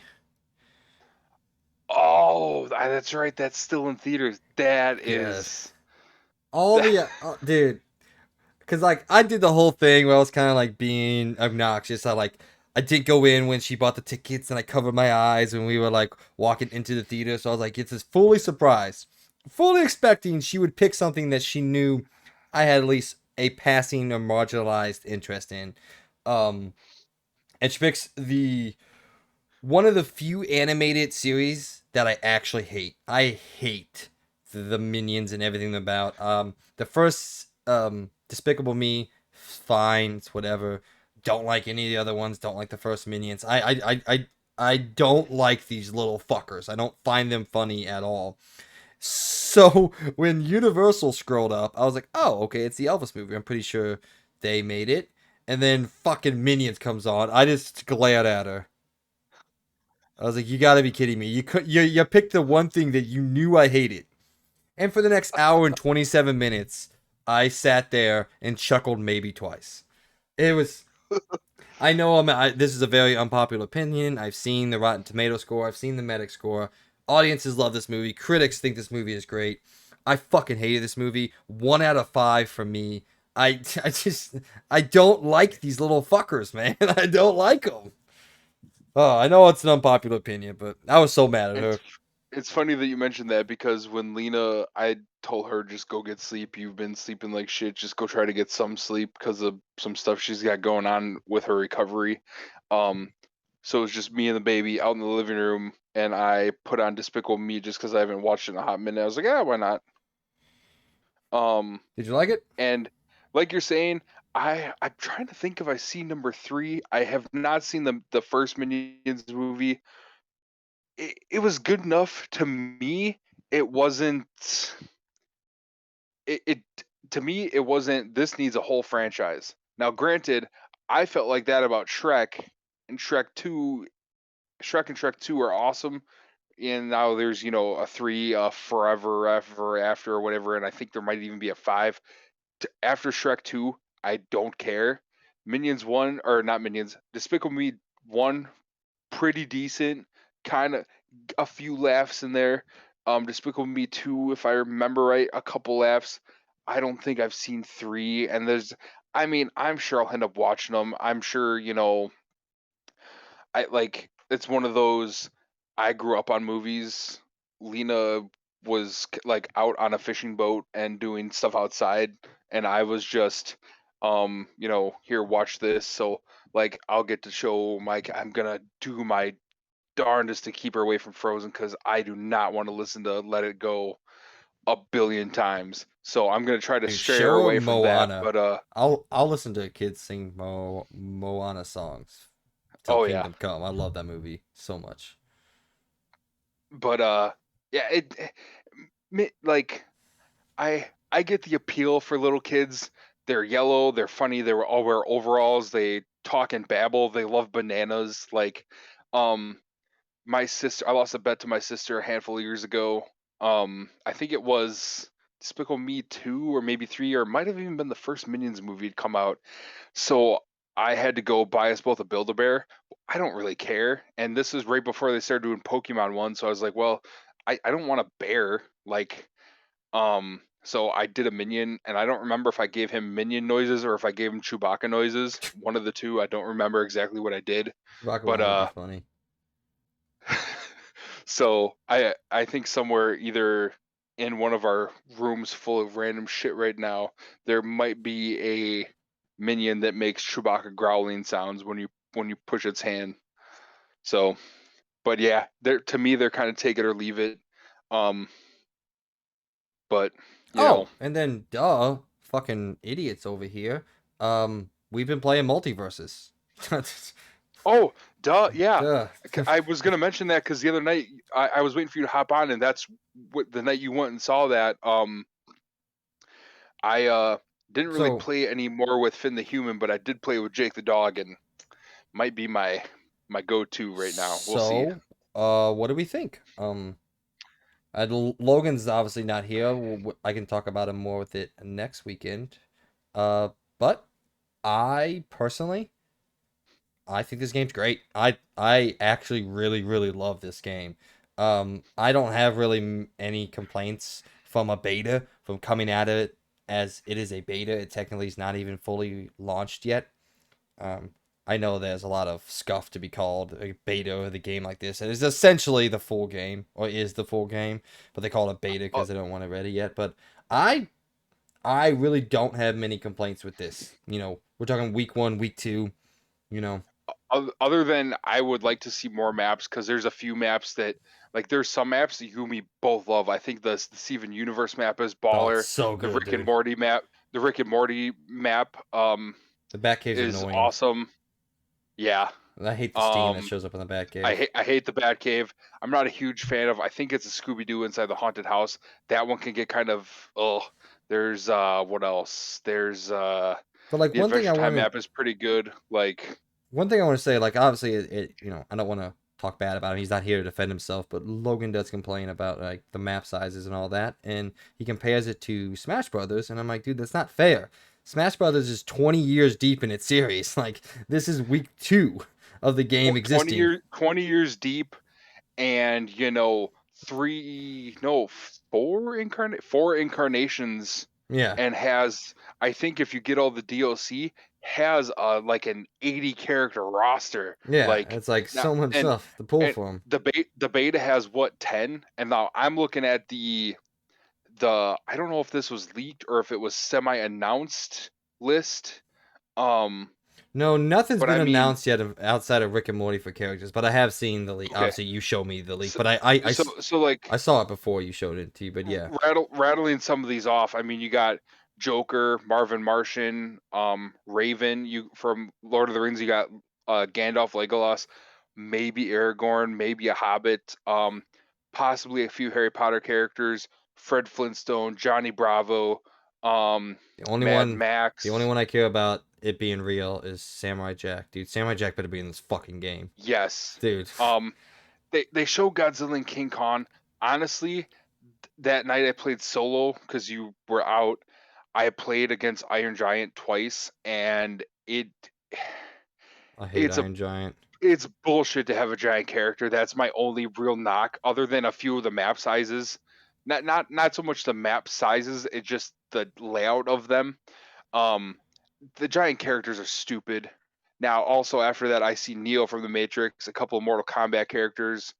Um, well, who else we see here? Gizmo from Gremlins, Emmett from the Lego Movie, a couple of the superheroes, um, the Wicked Witch, Daenerys Targaryen. I see Black Adam. The I Wicked also Witch would be saw awesome. See, I want more like obscure, just random characters like that. I know we're gonna get more DC characters because those are the easiest ones to put in a fighter. I know that, but like I want to see like the animation ones, like the Samurai Jacks or the Wicked Witch of the way. Like these just weird ass characters.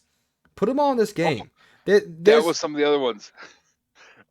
Ted Lasso, hell yeah, fucking put Ted Lasso in this video game. Beetlejuice, a couple Stranger Things, Samurai Jack, like you're saying. There's probably going to be. I mean, Warner Brothers has a wide range of characters, and like, yeah, I mean, you're pulling Scorpion and Sub-Zero from Mortal Kombat, but it's gonna be fun to have Mortal Kombat or trying to kick the crap out of Shaggy. Like that's gonna be fun. So if I'm Or playing, having, ain't no one beating me with Shaggy. DJ knows. or I'm a monster with let's that see man. here. Just pulling some of these. It says may have been scrapped on this list I see, but you got Harry Potter and Ron Weasley.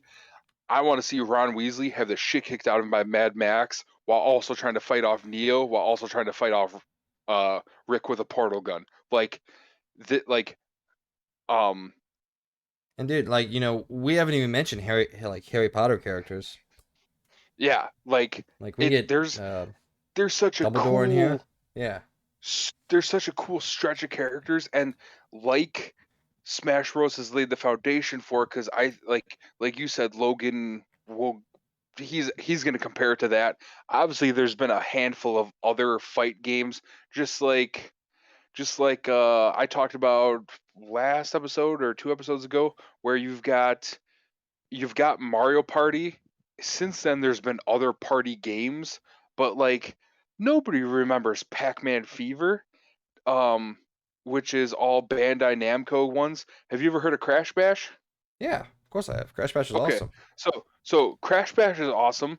It didn't do enough for them to make a whole series of No. Naughty Dog characters, but I mean, like, yeah, this is a good break from you know Mario, Pokemon, Legend of Zelda.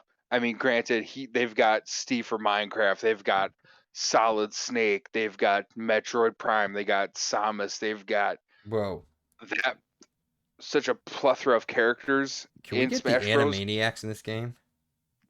Exactly. That'd be Like hype, dude. Just Warner like a bunch of the small ones, and like when you combo, like each one like jumps over the next one and like does it. Oh, I just got excited.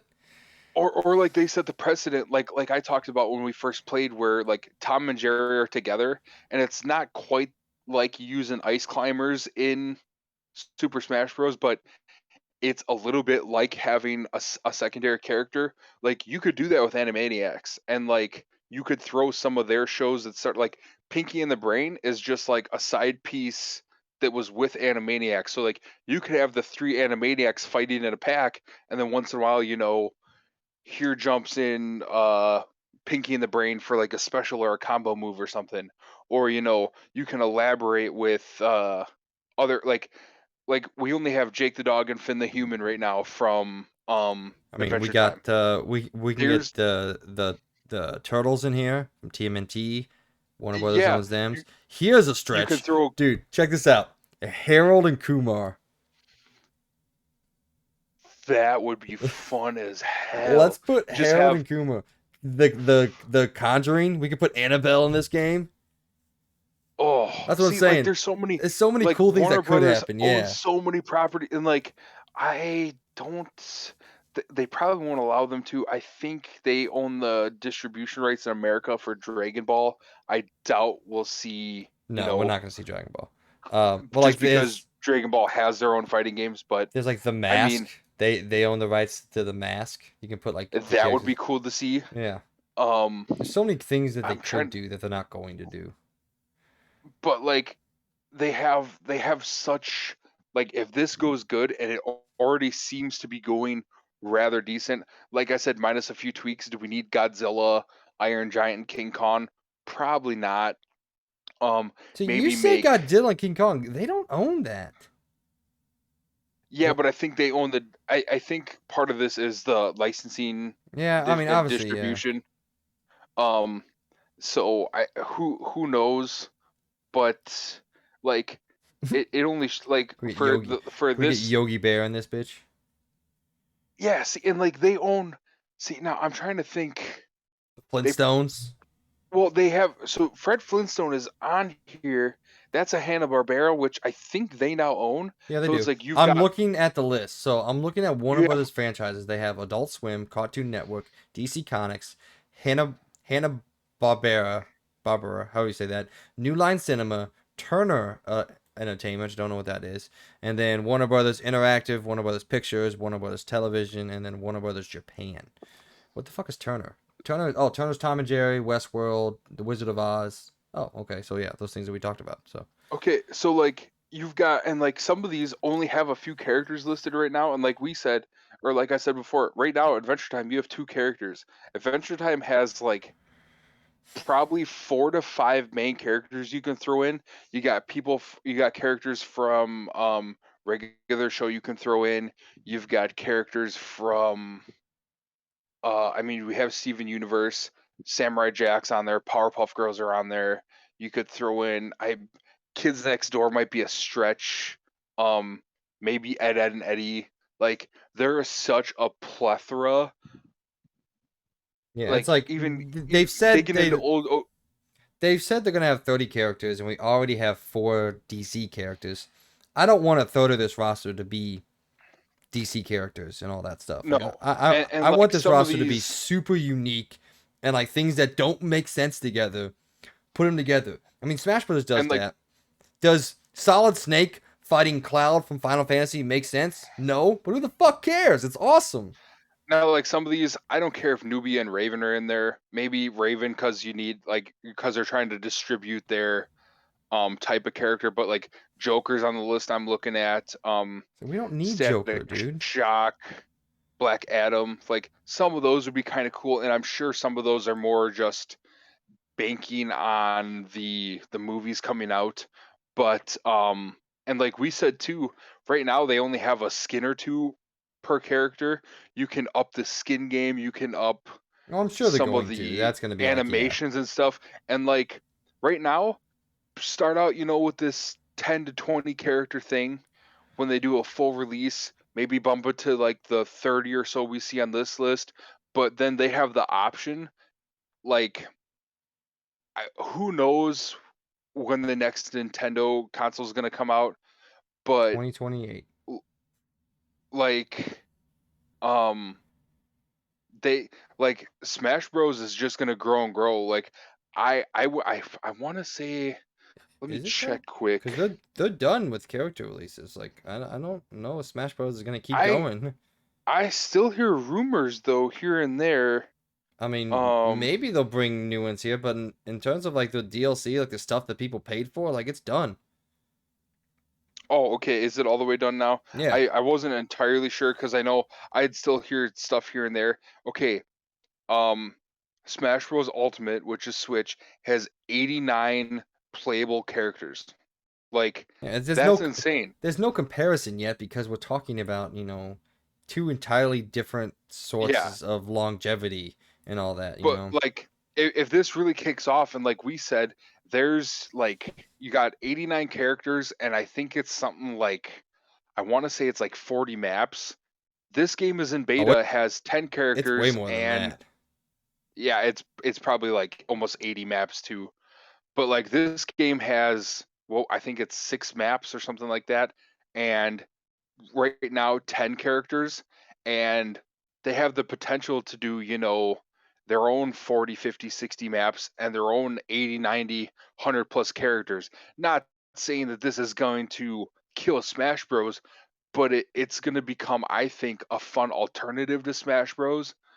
And like it, it it's not like with Smash Bros you have your character has these couple move sets, these couple styles, and their finisher. Like this, like just from the little bit I was able to play, like when I was Finn from Adventure Time, I'm kind of always on the attack and trying to push people, like stop people from going at you, get building a finisher, and then switching and either them pushing them towards your finisher or them jumping away from it and then me exploiting that and kicking and getting the KO.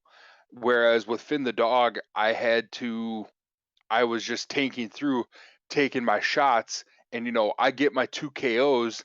You get to the end of the thing, I might have won 2-0, but I did 400 damage, and they did 380. Like it's I feel like there's much more nuance between characters, and there's such a wide, like we're saying, like, you know, it's gonna be crazy to see Johnny Bravo's gonna have what, dumbbells and his comb against Rick, who's got a portal gun and all of his sci-fi stuff. Like, to see stuff like that, or like, have Scorpion go against let me see who's like, have Scorpio go against like Gandalf at the same time as the, like, Gandalf's partner is Shaggy, and Scorpio's partner is, Wonder Woman or whatever. Like, the there's some crazy matches you can see on Smash Bros, but I think this gives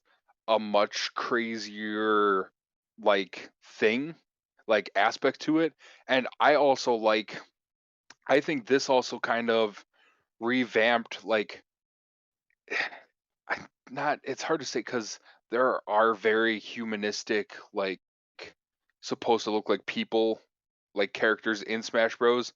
And I mean, there are in this. There's, superheroes that we've seen as physical humans, but they did what Fortnite did, where, we had all these real life simulation first person shooters, and then Fortnite went, how about you did that, but it's cartoony? And this, especially because it's Warner Brothers, they took that approach, and to me, like, just that little bit, yeah, we got our ass handed to us a few games, but we still had a blast doing it. Whereas, like, there are some I'm games just gonna throw where this out here. I was fucking rolling as Shaggy, dude. yeah, I don't want to like, yeah. say carried, but in some of those DJ got carried. Oh, there were a few matches you definitely carried me until I finally figured out, like, when's the best spot to use Finn's super high five, or when to, like, how to build up and pull stuff out of his backpack, and like some of that. And like, this is only the beta. Maybe they fix, what stuff I pull out of Finn's backpack, or, like I said, they might evolve some of the combat a little bit, because to tweak. I mean, this is only the beta, and honestly, I I had way more fun doing this than the last handful of times I played Super Smash Bros against someone, because right now I haven't taken the time to up my Nintendo online, because I just haven't seen a point in it,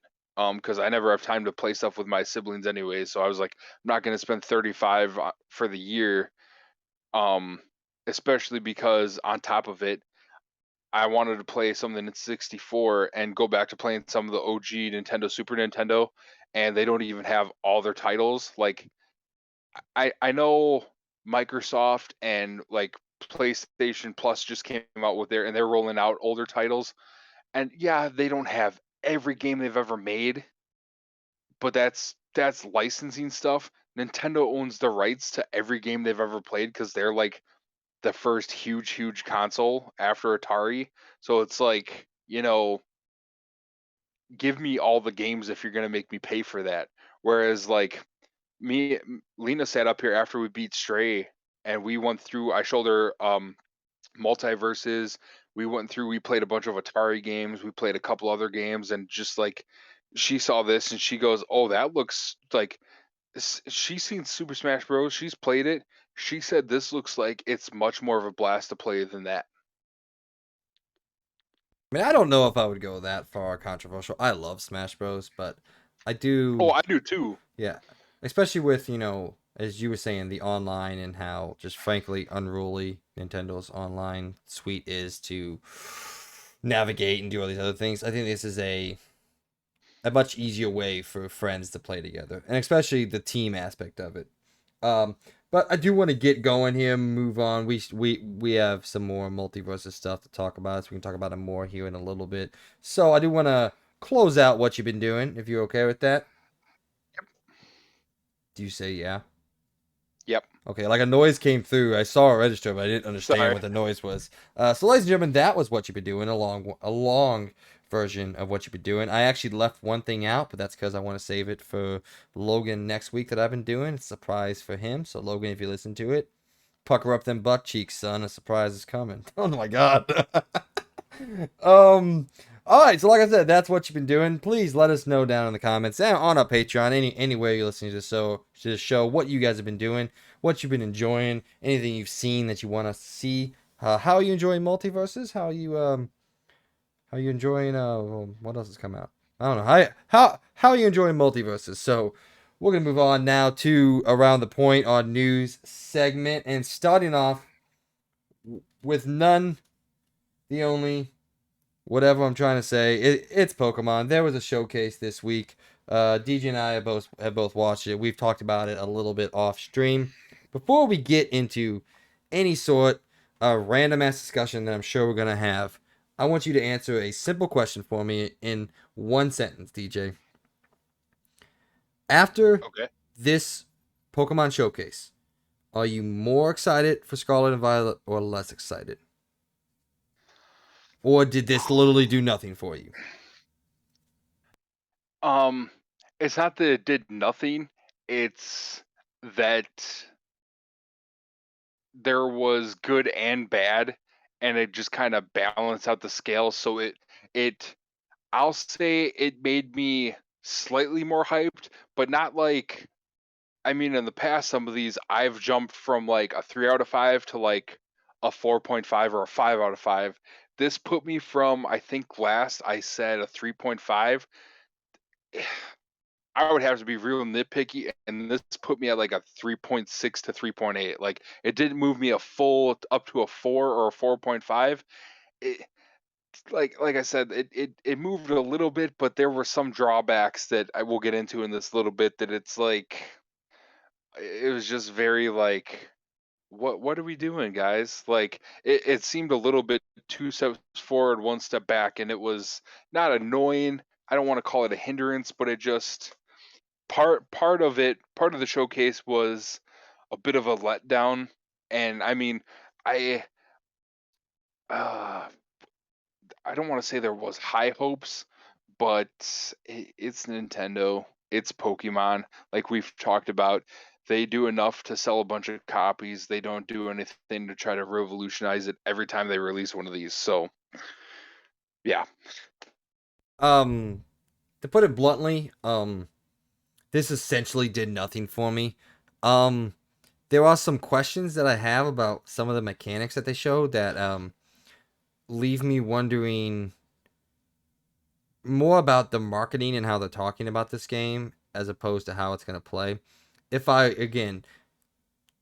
it moved the needle at all for me, it would have been downward minimally. So yeah, I think I was both at a 3.5. Maybe I was at a 4. I don't remember. But it's Pokemon. I'm excited for it. If you ask me, am I hyped for Pokemon? I'm like, yeah, November 18th, I believe. Yeah, November 18th. I can't fucking wait. I'm not like that. I'll play it. I'll buy it when it comes out. Obviously, God of War 9 days before this, so we'll see where I'm at on that. Before I'm definitely finishing that and doing everything I want before I dive into Pokemon at all. And then a couple days later, a week and a half later, we get what's it called? The Callisto Protocol. I'm way more hyped actually for that than I am this. But if I say I was like, let's say I was at a 3.5, I'm now at a 3.25 again. If it moved the needle at all, it would have been slightly downward for me. Before we get into Pokemon Scarlet, I want to let you guys know what Pokemon showed off. It's really not anything important, but they had some stuff to say. So, a couple of things before they got around to talking about Scarlet and Violet. Pokemon Go Fest 2022 begins later this month with a focus on Ultra Beast. While the main event is set in Japan, you'll be able to play from anywhere in the world and also take advantage of a new daily incense that'll help draw in Pokemon not traditionally found in your region. The story of the event Bullshit on promises that. the story of the event promises to wrap up the tale of Professor Willow's mysterious disappearance. So if any of you out there are still playing Pokemon Go, which apparently there's quite a few, good on you. Pokemon Unite is celebrating its first anniversary with an event that turns literally every Pokemon on the field into Pikachu. Everywhere else, we're getting Buzzswole, which is the greatest Pokemon ever made, as a new playable character, and 3 more arrivals scheduled throughout August. And finally, Pokemon Masters EX will be celebrating its third anniversary, while a very hungry Mewtwo will be making its way to Pokemon Cafe Remix. I want to say, why the fuck did they make Mewtwo fart? I- And like, Who knows? like, if I was to grade this showcase like we do here on a scale of, I believe we do showcases on a scale of 5. Yeah. Um, this is like a 2. There was nothing here. It was honestly a pretty bad showcase. It was presented pretty poorly. I do have to say, the main Pokemon guy, I don't remember his name. Dude was fly as fuck. That outfit that he was wearing was some high class ass flyness. If I'm trying to sound cool over here. Um, I thought he was like popping off the screen, the screen over there. But so let's get into some of the things they announced with Pokemon Scarlet and Violet. First and foremost, we learned, and this is a controversial thing. For some of us, I don't think we understand that the legendaries do not function apparently like other legendaries do, considering they are the main vehicle throughout the game. They're how you get around. Doesn't seem like you need to fly on Pokemon that can fly, or surf on Pokemon that can surf. There is a change coming with that. Um, and so yeah, this is the vehicle. It appears we get them very early on in the game, and this is how you. This is your bike. This is your fly. This is your swimming Pokemon. This is how you progress the world. So I wanted to start there and ask you what you thought about that. I think it's a weird decision, but also I don't know because obviously we haven't played the game, so this is all just guessing and trying to figure out what different things mean. And this seems like a weird decision. It seems, in my mind, to lessen the importance of the legendaries, but who knows? Maybe getting to spend the entire game with them actually increases the importance of the legendaries, because the legendaries were always the thing you did after the game, the thing that you kind of caught, but then never had anywhere to go with it, unless you like replayed the game and transferred saves and did some janky stuff that way, which I did do with Soul Silver quite a few times. But so what do you think about what could possibly Um, be an entire change into one of the formulas? I feel it's two steps forward, one step back. I There was I forget what game it was, kind of took away the HM system, which was much needed because then you don't end up with an HM slave. You don't end up with a Pokemon taking up your slot that Yeah, I believe it yeah, was Sun Surf and does I stuff. believe it was Sun and Moon that took it away because it was just Yeah. there was so much water, according to IGN, too much water. If you all remember the Yeah. meme, uh, Um that it just I think it took it away. it was good to do that and transfer it to like Arceus did a great job of, hey, I want to fly here. Well, I earn the respect of this Pokemon. I can give it a little blow on my flute, or whistle, whatever the hell that was supposed to be, and that Pokemon will show up and fly me wherever, however long I want until it gets hurt. Or swim, or do this or do that. That was great as far as this being like an MMO. Maybe not MMO isn't the right, but them going for more of the RPG type open world feel with this. But to put that all on one Pokemon and have it be the cover art legendary, like what's the point of it being legendary? Especially if the whole aspect of this, at least part of it, is you're an academy student. Like, so like what, the academy just has these legendary Pokemon. I feel like it kind of takes away from, like, now if they have pseudo legendaries that we get every generation, or minor legendaries that like they still have that aspect, cool. But like, I mean, like you said, it was probably to change up the whole. I got the legendary before I faced the Elite Four, so now I'm going, or Yeah. right, or even after. I'm sure it was to shake that up a bit, but it's like, if I'm gonna get the legendary off the bat, so it can kind of serve as my HM slave, it kind of takes away from a legendary Pokemon. What also Like, makes me question is like, are these legendary Pokemons just your vehicle and that's their significance to the world? Or like, do you get a legendary Pokemon like at level 20 and then get to keep it and battle with it and do all these other things throughout the entirety of the game? I don't know. I guess I was sitting here thinking about like, you were saying, um, I forgot what you said that made me think about this, but I just miss like when the legendaries were like the gods of the regions. Like you again, I keep drawing back to it, but like Soul Silver and Heart Gold or Silver and Gold, like the whole storyline Then was like Lugia and Ho-Oh being like these otherworldly entities that you eventually ran into, caught, captured, sorry, fought, captured, and then got to train and do all this other stuff with post game, and that was kind of like one of the like the side story like driving points of the legendaries, and that was like the point of them. And it's I don't know, I could be wildly off, and it could when you play throughout the game, it actually could end up to like having a deeper connection with Paldea, which we now know as the name of the region. Uh, so I could just be completely off, but to me, it feels like a essentially neutering of what a legendary is to the world.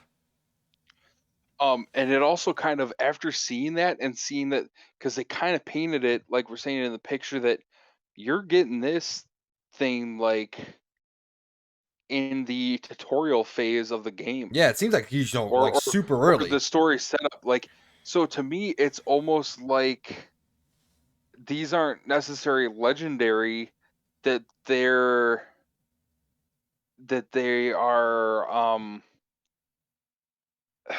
just from some of the stuff we've seen about it, that maybe these were like lab made Pokemon, and like it's almost like they got meta with it, and they said, these professors said, you know, we're hearing complaints that, you know, our rules for this society only allow you to carry 6 Pokemon, but if you want to be the best trainer, it's a hindrance for you to have one of your Pokemon have these certain abilities to help you, you know, navigate this rough terrain and this and that, especially because, I, as far as I know, you're still a 12-year-old. Like, it's almost like they got meta and said, "Hey, we're gonna do you academy students a favor. We built a Pokemon to help you navigate the terrain, to help with your studies or with the completion of the Pokédex." Which, if that's a thing, at this point, this isn't the legendary Pokemon. It's just the predominantly featured Pokemon, Yeah, it's the box art and Pokemon. nothing. Yeah, it's nothing special. Whereas now, the fluctuation of the craziness and the importance of the legendaries has been up and down. I will agree with you. The mysticism behind them is still, for me, peaked in Gen 2. Now, don't get me wrong, Dialga, Palkia, Arceus, Like I mean, and dude, like I think even like Zekrom, Black and White, like they all had it. Like yeah, even Zacian in a sword. I don't remember what the shield one's name is, but like they had Zamazenta.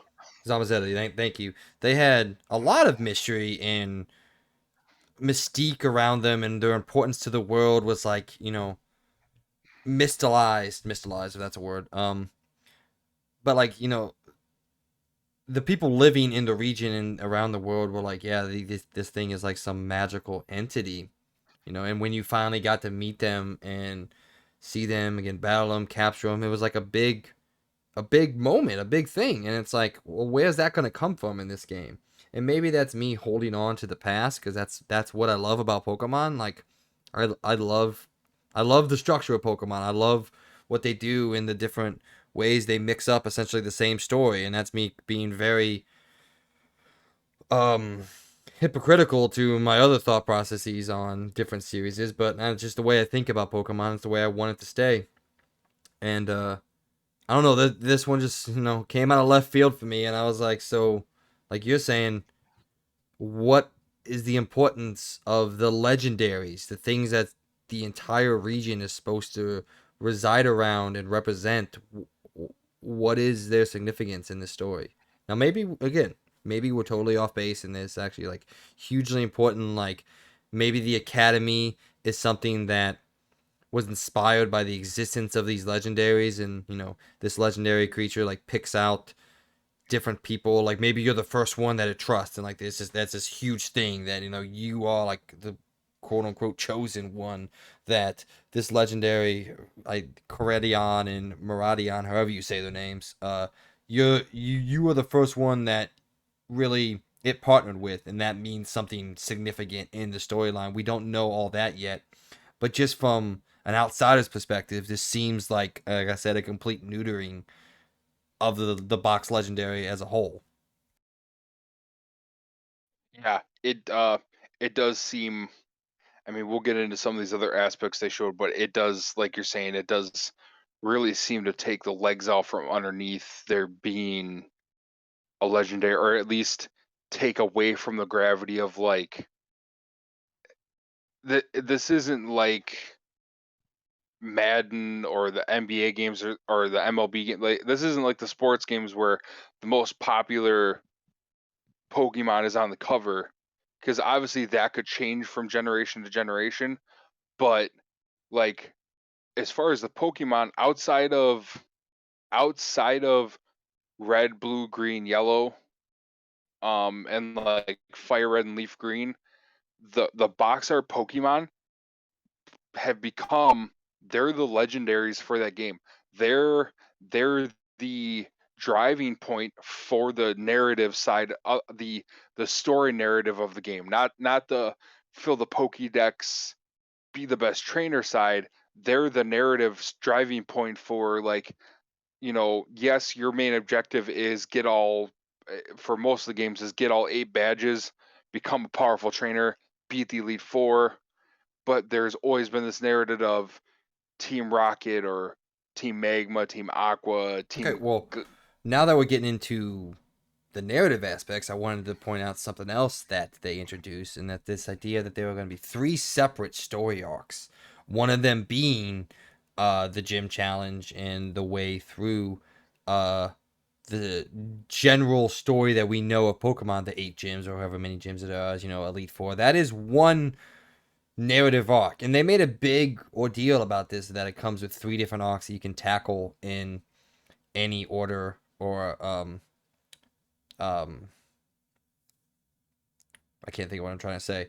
Uh, but there's been thought processes going on around the world. Is like, well, obviously the second one's got to have something to do with, um, like the the team villains or whatever they are in this one. Like theoretically, that's another story arc, and then the third one, obviously, they're keeping quiet. No one knows what the third story arc is, but like this is actually something that, like you said, it's 2 steps forward in my mind, two steps back. It's like we go forward and then we go back to the exact same place that we're at. Because like I look at this and I read some of these details and all that. It says, oh, you can challenge the gyms in whatever order you wish. That's cool. Then they say there's no level scaling, and I'm like, okay, so there's still an order. Like I can't go face the level 60 rock gym with my level 20. Like, there's still Well, an order then and that I got to go about this. And if and I to that mix that effect, up, you can like over level yourself. So like maybe that yeah. last gym that I'm looking for, I'm level 50, 60 Pokemon. And I'm like, oh fuck, I gotta go back and fight the level 15 gym. This is dumb. There's not a challenge. Or like we kind of talked about too. Say you figure out that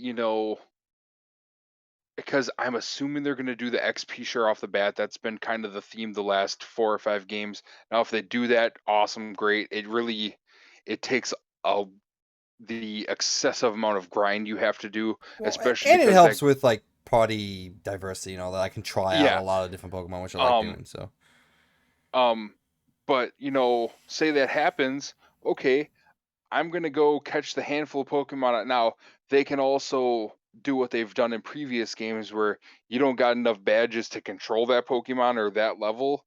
But if they go in futures pet or like in games past where Gym 8 allows you to control anything level, I think it's like 80 and higher or lower. So say you roll into Gym 8, they're capped at level 50 maybe, um, or high 40s. If you roll in there with the right weaknesses, say you got 3 Pokemon that are pushing level 30 because you grinded them out. If you can, and then you take in you're confident in the setup you have with those three Pokemon. You take your other three Pokemon and you set them up for some of those early gyms. Say they're only level 10. If you knock out that level 40 Pokemon, they're gonna jump 5 levels, 10 levels, maybe 50 to 20 levels by the end of that gym. And then, like we talked about, say you work on grinding your way through so you can go crush that first gym, then you're going to steamroll the rest of them. It's going to be a breeze. And then you might get your ass handed to you when you go to the Elite Four, because there is an Elite Four in this one again. Um, but it doesn't make sense for there to be no power scale.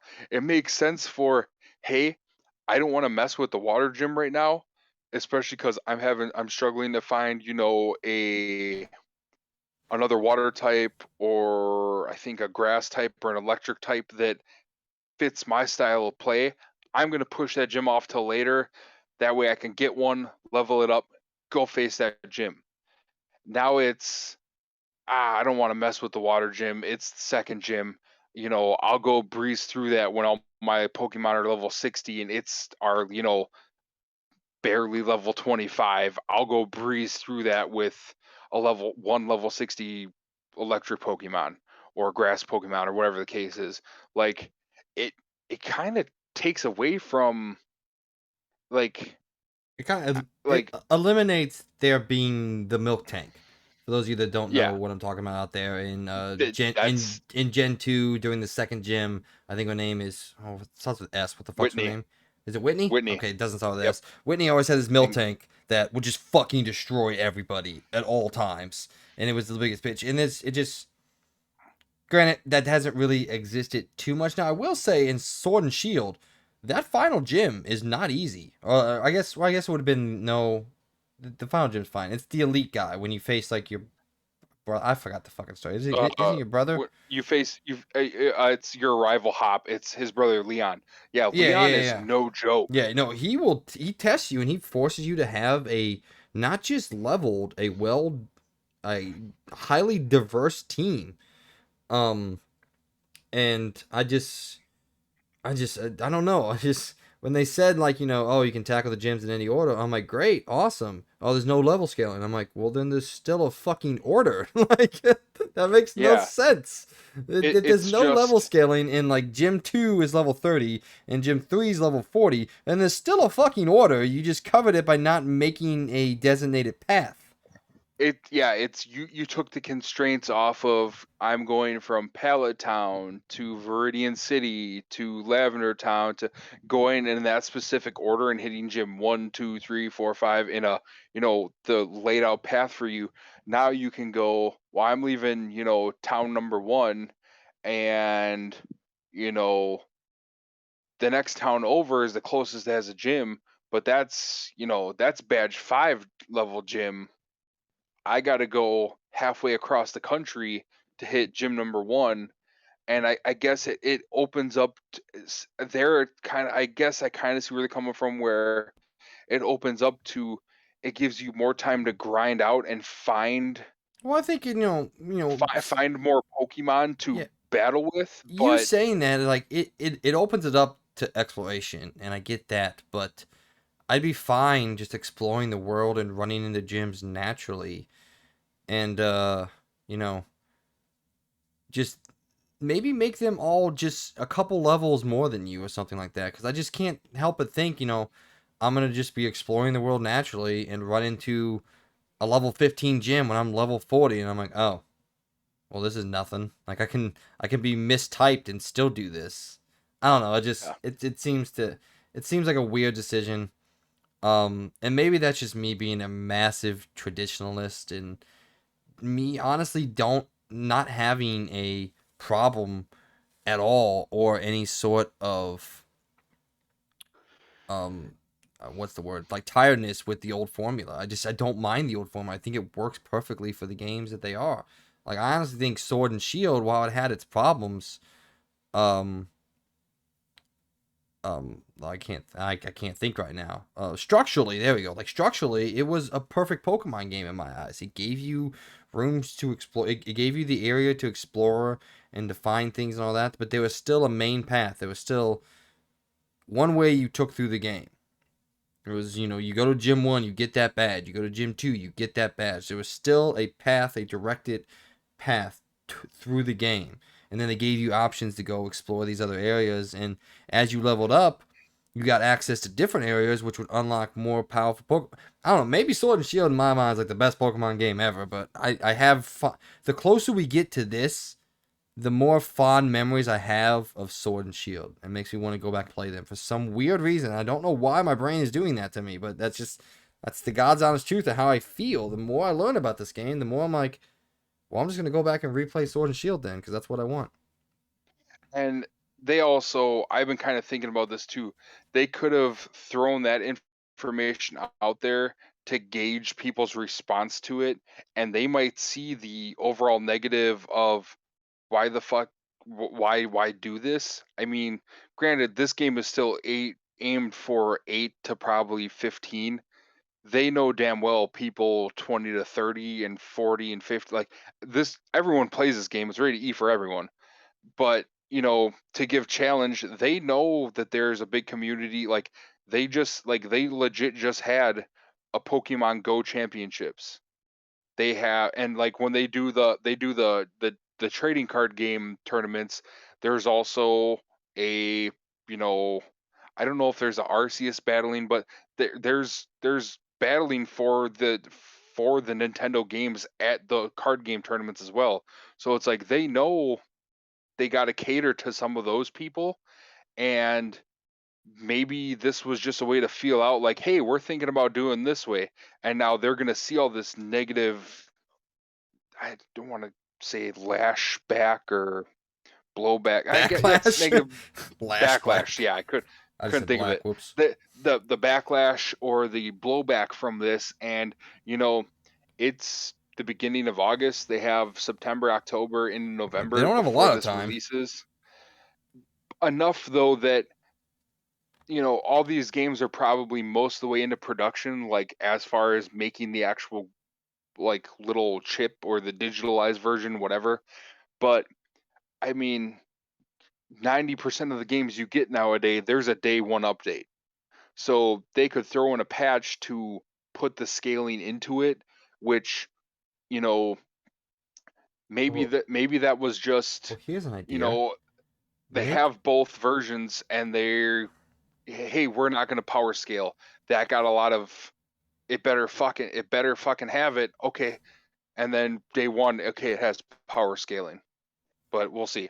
maybe make difficulty levels. Like, how cool would it be if you booted up this game and I don't know what you would name the different ones, but there'd be like one that didn't power scale, one that was always, the gym was always over your level, and then crazy, this would never happen in a million years. What if there was one little tab over there that just said Nuzlocke, and there was Nuzlocke built into Oh, the Pokemon games? That'd be sick. Never gonna you're happen. gonna if they did. Oh, I mean, see, now that's the end all be all. Now you got all these different ROM hacks that are out there. There's like the Pokemon MMO game, all these handful of crazy games people have done. Now, I think somebody's been building. I've been seeing things here and there of people building. It's a Nuzlocke that you choose what your home region is. Um, and you can Nuzlocke per area, but then like you get done in this area, now you can take, so like say you started in Kalos, you beat the Kalos game Nuzlocke style with Kalos region Pokemon. Now from there, you hop on, whatever super cruiser or bullet train or whatever. Now I want to go to Kanto. Kanto region. Yeah, Kanto. Whatever. So you go back to Kanto, and hey, you can bring this Pokemon, but or you'll have these Pokemon available, but you can't use them till you're X amount of badges in.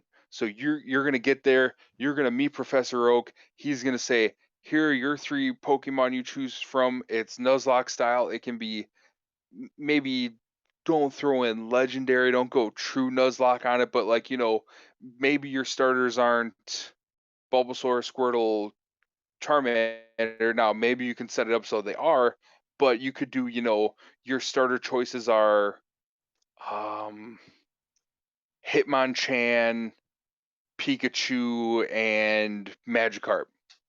So like you're gonna now obviously Fucking it's gonna magic, it's dude. gonna suck to Dude, use Magikarp off the bat. can you imagine doing a Nuzlocke, a Nuzlocke with Magikarp as your starter? Dude, you're not gonna win. Like you can't do it. um like now and then you get through there and now you want to go to Alola.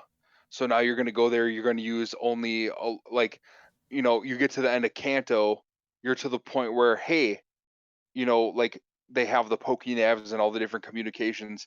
Hey, I just got word from Professor Oak. You've reached X amount of badges. If you want some of your Kalos Pokemon, hit me up. I can transfer them via the PC system now or whatever. Because they're kind of past the whole going to the Pokemon Center for a PC, but hey, you can use those now, and then you get to, and then maybe throw in this new like top tier thing. I mean, now we're kind of getting way off topic and Yep. making our dream Pokemon Very, game, but very far I off topic. That's okay. like I you're was gonna reel you back saying in a though, second. what how hard would it to be to it doesn't have to be elaborate. I'm not saying they got to give you a 10 quiz question, you know what do you care about EVs and IVs and what kind of move sets do you use, what if you have a move that's not going to do any damage, like how do you play the game. Just say, hey, this is my first Pokemon game, or I've been playing since day one. This is I play Pokemon for this reason, or I'm into it to become the ultimate trainer and just bash people in online. Like give you those options. Like we don't need a full now a full Nuzlocke game like I kind of started to get into, or like you suggested, amazing wet dream of a Pokemon game. Maybe one day when they run out of Pokemon. I mean, we're hitting 1,000 in this one, so there's no end in sight at this tunnel now. But I mean, give us the option. You know, like they always go through the catching stuff at the beginning of the game. You know, Now with this new catch system, yeah, I might need a tutorial, but like, um, give me the option to say, "Oh, don't worry, I've caught Pokemon before. You don't gotta give me the spiel. Give me some Pokeballs and let me have at it." Like, give some of those options to s- get us more into the gameplay and let it hand us the reins and go instead of saying, "Well, first you gotta do this, then you have to do this. It works better if you do." Like, give me the option to be like, "Hey, thanks for the explanation. Give me Pokeballs, give me some potions, and let me go run some shit." Like, I think that would just make this that'll be a redeeming quality if they would have this in the game. But I mean, we'll find out in November. Yeah, I do want to say that I do have all the criticisms that we've been talking. We've essentially just been hugely negative of this. I do have actually a lot of hope for kind of some things that they're doing, like the idea of there being an academy and kind of. I don't like comparing games that are entirely different on a core philosophical level, but doing something more akin to like a Fire Emblem or something like that, where you can get to know the students and a persona type experience to me. Like maybe you gotta like be in a Pokemon class or something like that and pass like a Pokemon test, like a knowledge of the region as like a final. Like the idea that something like that could be in here is like maybe one of these three narratives. You have your gym narrative, maybe a team a team villain narrative. There might be a legendary narrative. There could still be a story told with the legendary Pokemon, or maybe there's a like an academy narrative where like I said, you're going through a more persona experience and you have to like take tests on different aspects and like there's a lot of I want to say there's a lot of things that could happen. I just really don't have a lot of faith that that cool shit that I think of is gonna be what this game is. Now I say all this and I say these narratives and I'm gonna play this fucking game. Like it's Pokemon. Oh yeah. I've never missed a single mainline Pokemon, and I'm never going to miss a single mainline Pokemon. And I'm gonna play them through the completion, just like my own completion. Normally just the story. I don't play them as much as you do, but um, I want to move on. We didn't get a chance to talk about terrestrializing Minadine or whatever the fuck you call it. It seems like an actually If you decent. I make fun of the name. There could be some depth into it. I think everything of Pokemon I've seen that's terrestrialized looks stupid. I don't like the way they look, and we don't know enough about it yet. There's got to be some kind of well, narrative backing in it or anything and like that. at first glance, like I said to you, I think that that is because there's also another um system in there that they kind of showed, but I think this system specifically is geared almost 100% towards the trading card game, just because the trading card game got backlash over Sword and Shield's VMAX and Gigantamax and all that. There was backlash in the trading card game, and I obviously you don't play the trading card game as much as or at all, Yeah, I was like, I don't play it at really, all, but brother. I I play heavily. I mean that will probably take a back seat in my life coming up. I still plan on doing a few of the releases and stuff, but it to me that almost entirely is a that's a mechanic that they want because they don't do a mechanic in the trading card game unless it's in the game. Yeah, So to me, this is just a mechanic that they're putting in the game to put into the trading card game. Now, whether or not it's going to be good, I mean, it might be in the trading card game.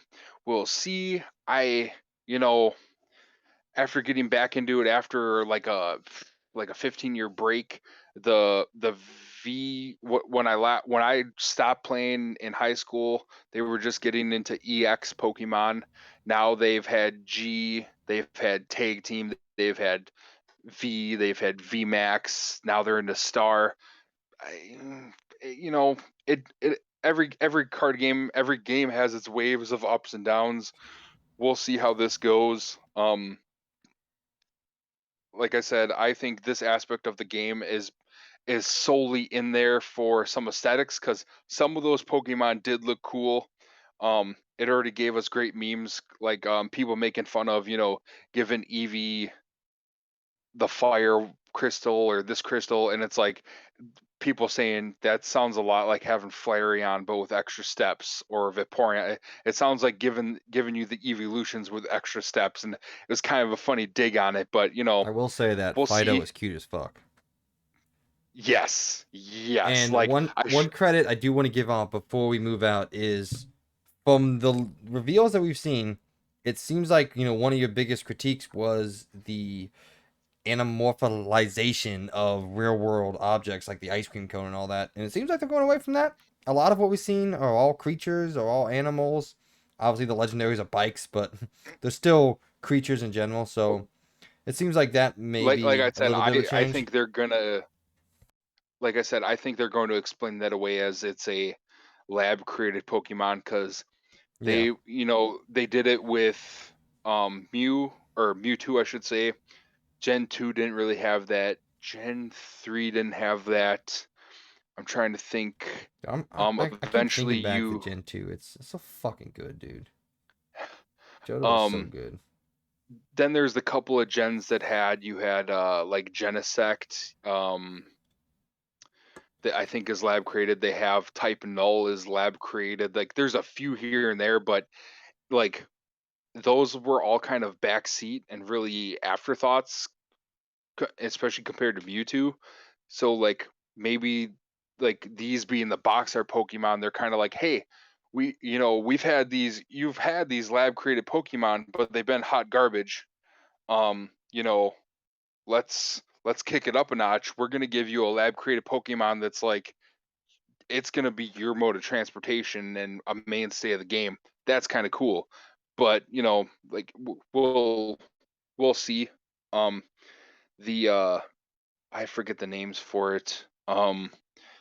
But kind of moving forward, the basically the Pokemon where it's this is their prehistoric version and this is their future, what we think they're going to be in the future version. Um, I had it written down. My What are you talking laptop about? died. Oh, I was moving past the crystal thing, the tarot, whatever. Oh, I don't know. Let's move on though. Um, that's kind of what I was getting into is instead of having now there are a few regional forms like we talked about. The Whooper has a regional form. I believe I saw Tauros, Meowth, and a handful of others are going to have a regional form, which we kind of talked about off air. Cool, not cool. I don't give a shit. To create something different, don't just give me the Yeah, same thing over and over I, again. I hate you know, regional forums. If I'm being honest, I hate regional forums. I I wish they would have gone all in on that from the get go. Like now, like me and Lena have talked about this dozens of times. Like obviously Gen 1 to Gen 2, those regions butt up against each other. You're not going to have crazy regional form. But what they should have done is they should have jumped on this in Gen 3 with regional forms and have all these crazy forms since then.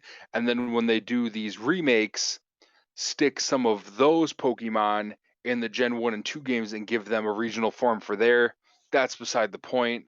Um, but they stick this new, it's not really a regional form, it's like a time form where I was seeing stuff about they're gonna have, this is what like I forget what Pokemon I saw is the like basically a prehistoric form of a Pokemon and a futuristic form of a Pokemon. I don't remember what the prehistoric form one I saw was, but the futuristic form was it took Rock Snake Onyx, and its futuristic form was it was like a computerized like balls of lightning and changed the typing and everything. Um, Let me try to like if you want to give your thoughts on that, I'll see if I can find what they were calling it quick.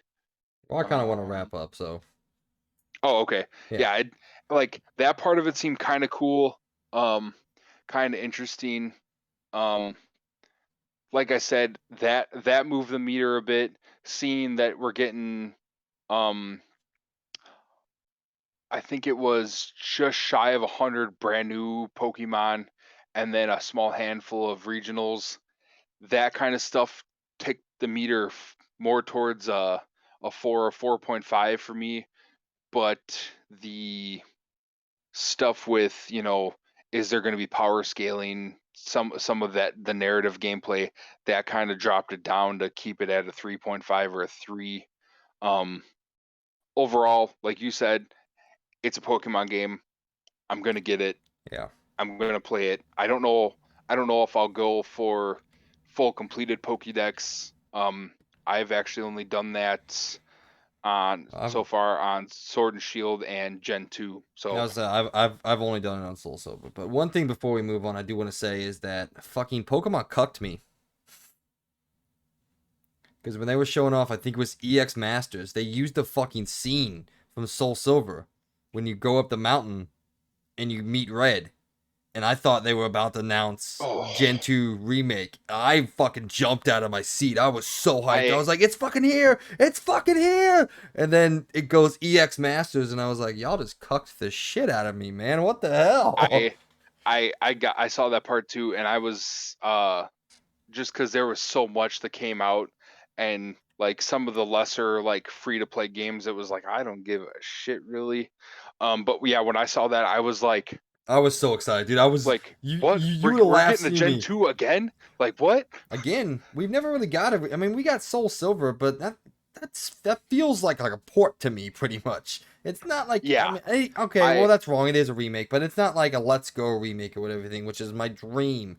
Like just yes, something like that. Remake Gen 2, please. And yeah, when when yes. when they had the mountain in red, I was like bouncing. You would have made fun of me. I was bouncing in my seat, man. All right, well let's move on. That was everything we had to say.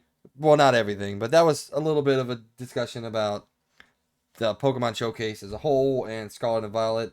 Let us know what you think. If we're being too critical, we probably are, but you know, this shit happens. So let us know what you think about everything that was shown. Are you excited or anything?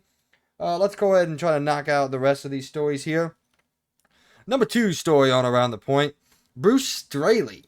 For those of you who don't know, the former director of Uncharted 4 and The Last of Us.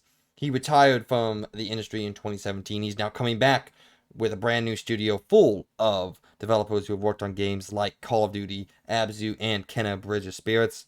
He took to Twitter to announce the formation of his new studio called Wildfire. What he had to say says in 2007, in 2017, I left the industry not sure if I wanted to make games anymore. But the longer I was away, I kept thinking about this medium and everything yet to be done and everything I wanted to do still. And this idea kept following me, so I grabbed some friends and we started prototyping. Um, so this seems pretty exciting. I don't have a lot to say about this, but it is a guy that I know from the industry. He made two of my favorite games of all time in Uncharted 4 and The Last of Us. They're both on my top 10 list. He was instrumental in the development of both of those games, and I was sad when he left Naughty Dog. But we'll see what he makes here. He did say that the studio is focused on making what he calls a smallish, creatively charged, and uniquely stylized game.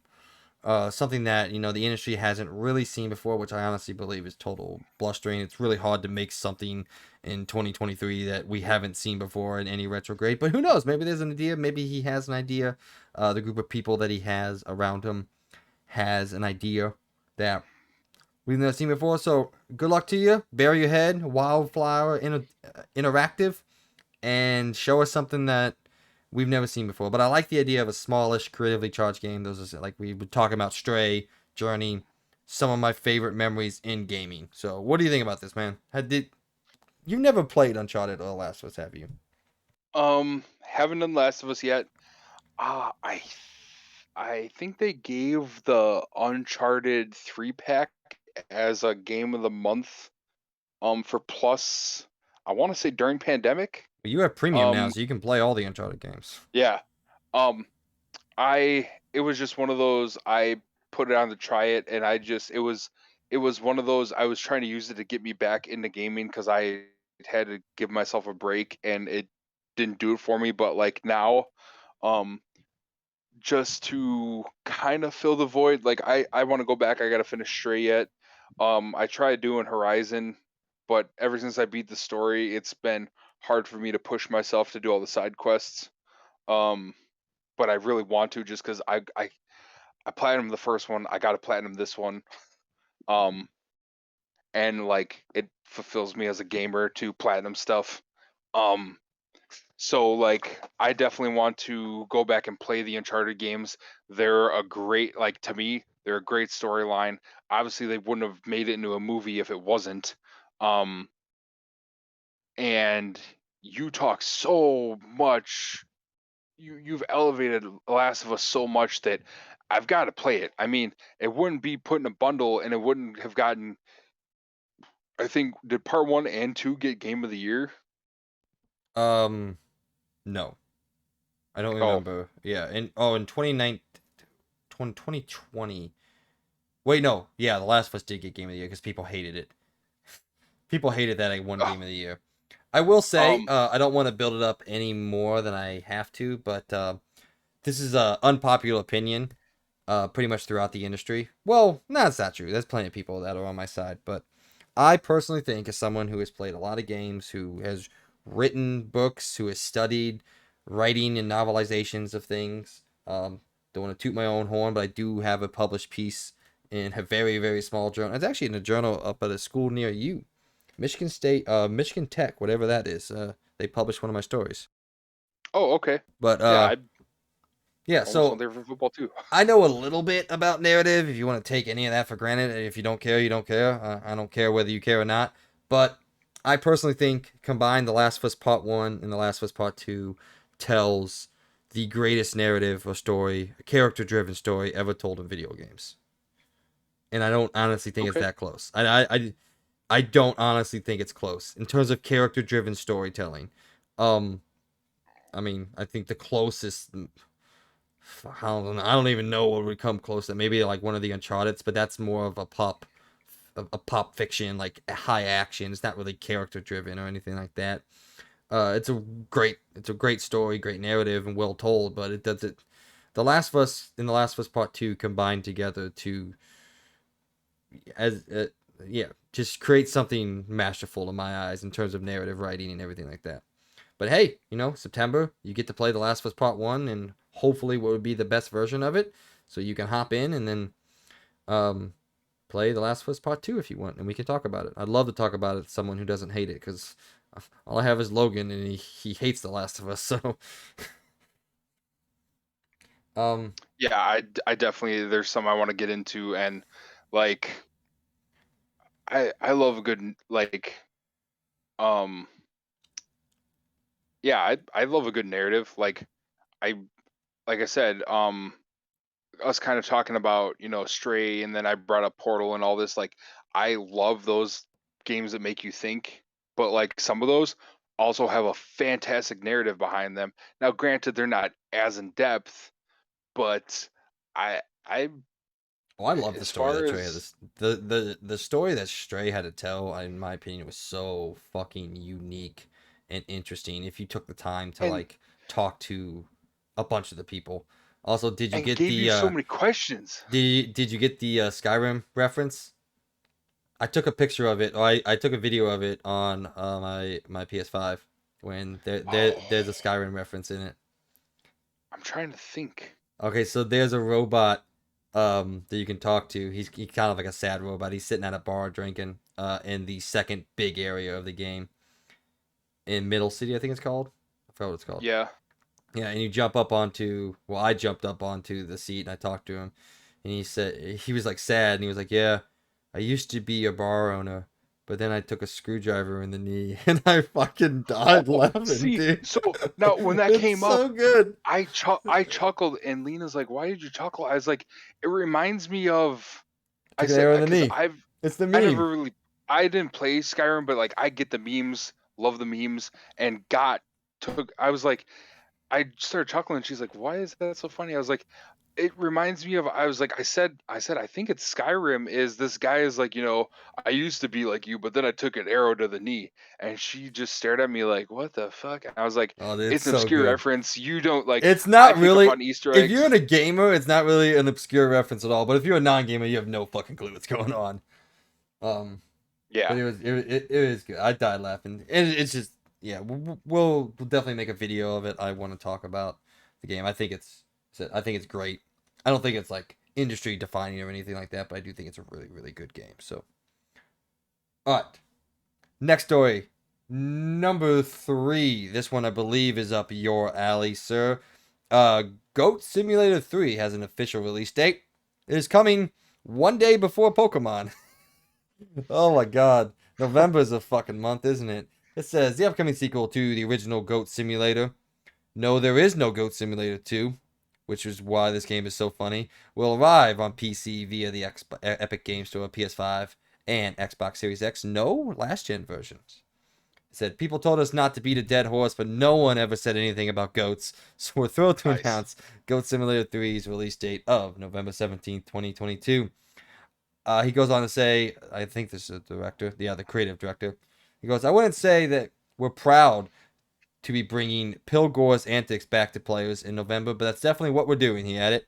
And at the time of the year, you won't have much reason to leave the house anyway. You might as well be playing a new Goat Sim game. Um, I think this is great. Unfortunately, the release date seems terrible. But I don't know. I just the guys who make this game I think have such a knack for the video game industry. Like the trailer that spoofed off the 8-year-old trailer of Dead Island 2. I remember that. It was so good. So I think everything that this company, the studio is doing is fantastic, and the people who are ready for Goat Simulator 3, uh, I just think it's hysterical that there's no Goat Simulator 2. People out there just confused as hell. Um, I think this is great, and I said, unfortunately, it does come out shit 8 days after God of War, 9 days, 7 days after Skull and Bones, if you're excited, and 1 day before Pokemon. It's a pretty rough time to release, but knock your socks off, Goat Simulator 3. I'm happy for you. What do you think? I'll, I'll use this as a palate cleanser. Like you said, you just listed, you know, um, 2 games. One not so great game, but yeah, game that's been hyped on and off for a handful of years. The potential and what seems to be likely game of the year, and the next Pokemon game. Like it couldn't come out at a worse time, but I'll use it as a palate cleanser. Like, I'm gonna get Skull and Bones. I'll probably work my way to it. It'll probably be put on, the back burner. Because God of War is gonna consume me. Pokemon's gonna eat up what my downstairs free time when we're not up here, chilling together. Um, but when I hit that lull, especially because too, we'll also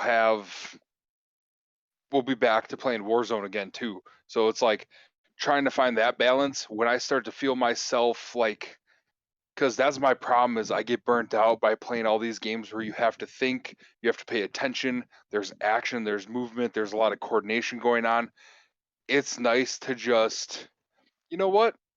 I'm going to be a goat and I'm going to ram into people. I'm going to get myself in weird spots. I'm going to do the things to like, oh, I like when I got Goat Simulator and it gives you the different tasks to do, like then you get sidetracked with like, hey, there's a pitch machine over there that's just shooting balls. Like I wonder what happens if like I ram into it, and the next thing you know, you're running around with a pitching machine shooting balls on your back, and you're running up to random people just shooting softballs or baseballs at them. Like it's a great like I was telling Lena, like Predator's not great, but once in a while you need a movie to shut your brain off and just have something on that you're paying attention to kind of like get away from stuff for a bit. first of all, This that's is going to be preposterous. Predator is fantastic. well, yes, but for her, like Yeah, I got you. she don't care about like so like it's great to have games that you know like Skull and Bones is going to be very narrative and this or not maybe not narrative, but it's going to be very driven by tasks and this and that. God of War is going to be has its narrative, its Very storyline, its narrative. action. It's driven that way. Pokemon is going to have its three different things going on. Like I said, on top of us doing Warzone, where it's you got the four of us where we drop in, and then let's work towards here. We're going here. We're getting this loadout. We're going this. We're doing this. It's going to be nice to guys. I'm taking a break tonight. I'm going to be a goat for a couple hours. Like it's like even with like we kind of took our break because we were over Warzone because it's a dumpster fire. We still because we were all I don't know. Well, Logan doesn't sound like he was a football player, but the other three of us were football players. We're highly competitive. Like we're buddies. We're shooting the shit. We're killing time. But like we got some intense games of fucking Uno going. As crazy as that going to sound to people listening, Oh, it's like fantastic. we got cutthroat playing Uno. Like now we never. Now if we were all doing college again, like if we were doing college now, we'd probably be taking the time to do that with board games in the dorm room. But like we're being savages to each other on Uno, like on a card game that's been around since like I think the 80s or the 70s. Like we're being savages to each other, having fun with these rules that nobody plays with in real person because you'd probably punch a family member if you played with um The whole Switch rotate hands shit, on yeah. 0 Uh, or switch hands on 7. Like when I tell Lena some of those rules we're playing with, she's like, I would want to punch a shit out of you. We're like, oh yeah, we get savage to each other, and it's fun, but it's like playing that a few nights in a row. I mean, we were doing that every other night for like 3 weeks, and it like we're like, yeah, let's not Uno tonight because like we were like all Angry. four of us even we were getting angry about just like not angry like I don't want to fucking talk to you, but like angry like frustrated like you get when you've played when you get into, you know, four straight Warzone lobbies and you make it top 3 and you get knocked out by guys that have been camping at the end circle or have been camping most of the match, and you know your squad has two guys with 20 kills, a guy with 10, a guy with 5, and the squad that just took you out, you're their first kills. Like it was that level of frustration but excitement in fucking Uno. Like, but it's nice to step away and be like, you know what? We're gonna turn it off. I'm gonna be a goat for a couple hours and, you know, break some windows, wreck some Yeah. cars, wreck a house. Like it's a fun shut your brain off game, and especially with the amount of stuff like we talked about, the amount of stuff that comes out specifically around this. You've got 3 of the, I'll say, 5 biggest titles of the year coming out within a month of this. Like we've already had Horizon, Stray was up there on titles for this year. You've got Call of Duty, God of War, Pokemon. Like you've got 3, 4 if you want to count Stray, all within this, where it's all these games. Like I'm saying, you got to think too. You overthinking. You're going 100 miles an hour, and this is perfect for. I don't want to think. Like Well, I mean, I I think could that's where probably. I Pokemon mean, Pokemon sits for no, me at well, that. Like no, I don't have to think too much no. playing Pokemon. I don't get that into Pokemon where it's I to me, I still play like a little kid. This move doesn't do any damage. My Pokemon don't need to fucking know it. Like Oh yeah, now, absolutely. you take that attitude to some of these games that you know that they're playing. Like they'll have a Pokemon that it knows 4 moves. One of them does damage. Like It's to all me, debuffs and everything, you know, buffs and yeah, debuffs. I could give a shit about that. I don't play Like, competitively, okay, so you're gonna keep doing sand attack to me. Okay, I'm gonna keep slamming you with damage, and you know, hey, maybe I win or maybe I wipe out all your Pokemon. Maybe you take me down and it's a slugfest because you're doing that and I'm just doing as much damage. Whatever. Like, yeah, but it's still it's nice to have games that you can kind of go on autopilot um and not think too hard. Like a game I like to do that with now is Minecraft. I'll just hop in Minecraft and I'll just build tunnels, and once I've built enough tunnels, I'll like dig in for diamonds. I'll work on building an elaborate house or castle or something, or like a roadway, or I'll just walk the map and go explore. Like Goat Simulator, Minecraft, well, maybe not Farm Simulator. There's a lot more involved with that. That was too much for me. It's like I don't want to come home from my 9 to 5 job and have to do an online simulated 9 to 5 job. Like, no thanks. you were just describing competitive battles with Pokemon, and tell me if I'm off base by this, but the only thing I kind of thought about likening it to is like two Metapods fighting each other and just casting Harden for 18 turns. Oh, That's what it sounded like to that me, and it sounded awful. that's and you know I've actually done that in the game, and I thought I was gonna cry. I had just I it was the only time I reset the game, you know, a couple hundred times to get a shiny starter. Got into it, was in a freaking battle with and I hadn't saved to this point because I really hadn't gotten to a point where it was necessary to save, which, you know, that's rookie mistake. You get a shiny starter, you should save at the first humanly possible time. So I got as far as like the first trainer, which is like a bug catcher or something like that. I had a Metapod and a shiny. Oh, what was I playing? I think I was on silver. I had a shiny uh Cyndaquil, and his To first say it better be Pokemon. fucking Cyndaquil. It's the only Yeah, choice in Gen 2. it hey, I've used all three. I love all three. Gen 2 starters are my guys. But he had knocked out that my Cyndaquil, and I was down to Metapod, and he had Metapod. So we're literally sitting there till we ran out of PP. Um, that sounded weird too. Till we ran out of PowerPoints. I think that's what they are. Whatever. I ran out of being able to even use Harden. So You ran both of out of us had mana. Just say maxed. that. You ran out of mana. Yeah. So, me and this bug catcher are sitting here. We've used, all 15 Hardens. Our defense is maxed. Neither one of us can do damage because we don't have a move that can do damage. The game doesn't have an out for that. You can't just be like, hey, why don't we call this a draw? We're not going to exchange money. I'm going to go queue my Pokemon, and then I'll come back and destroy you. The game just stops. And it's like, okay, your only option is to shut it off and restart. Well, you do that.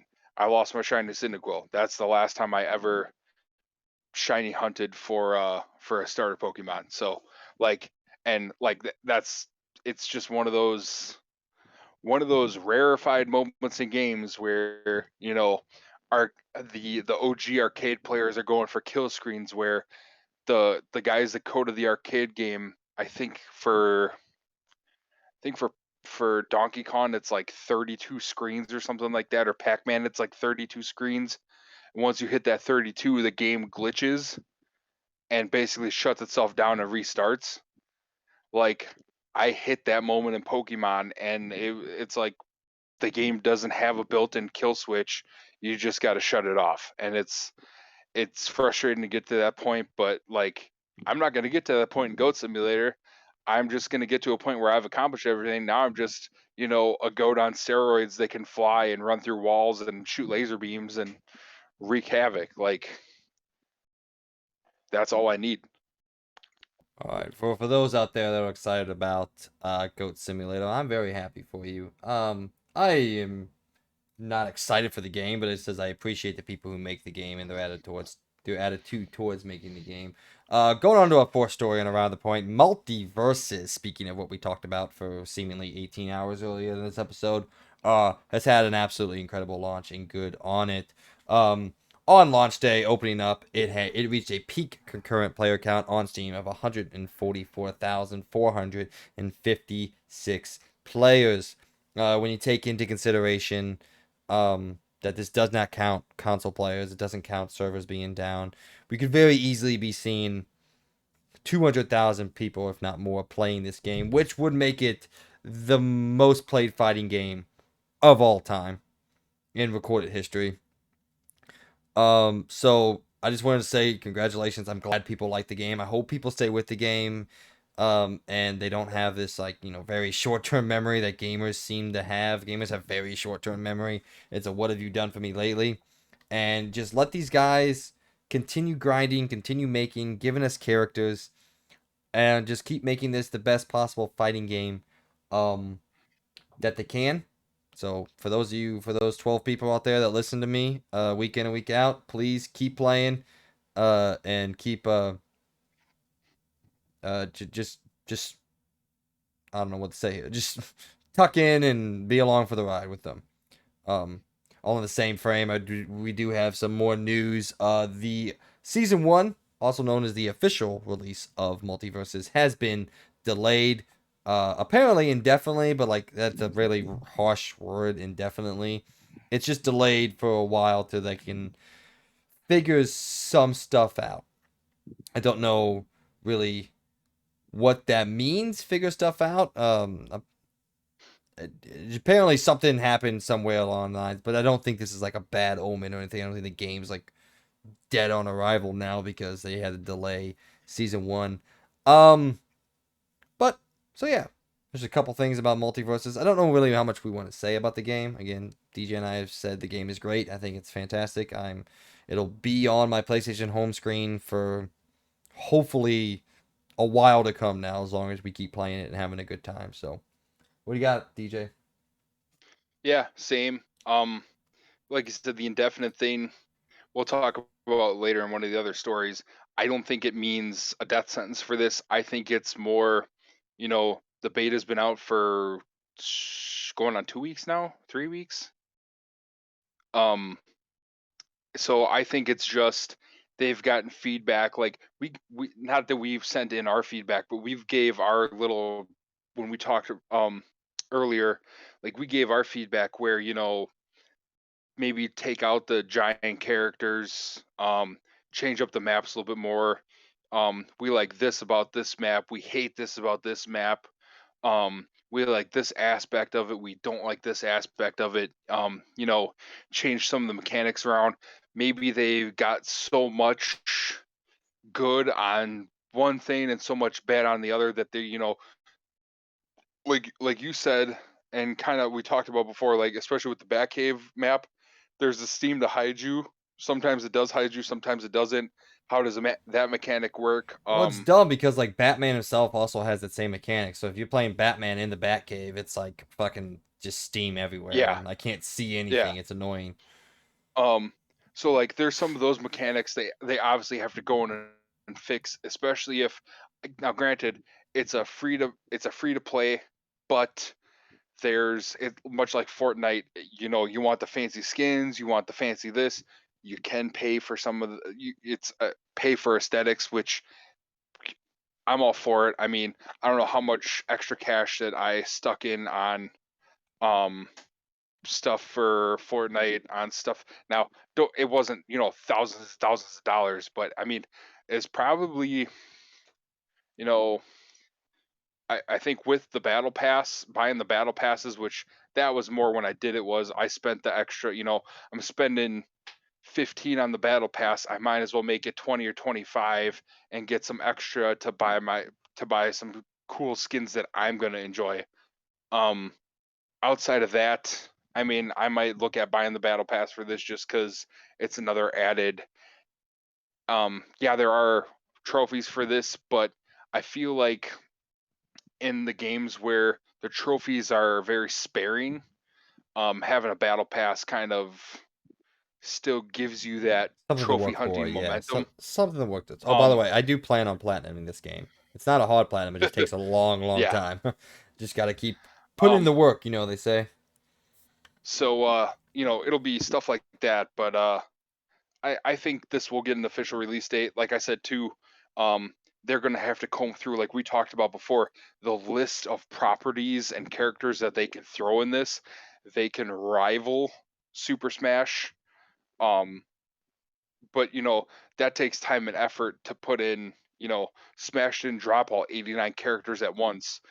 And most of them have been ported over from N64 to Switch. That's you know you had an N64, a GameCube, a Wii, and now a Switch console port. So I mean, they've been building that roster since then.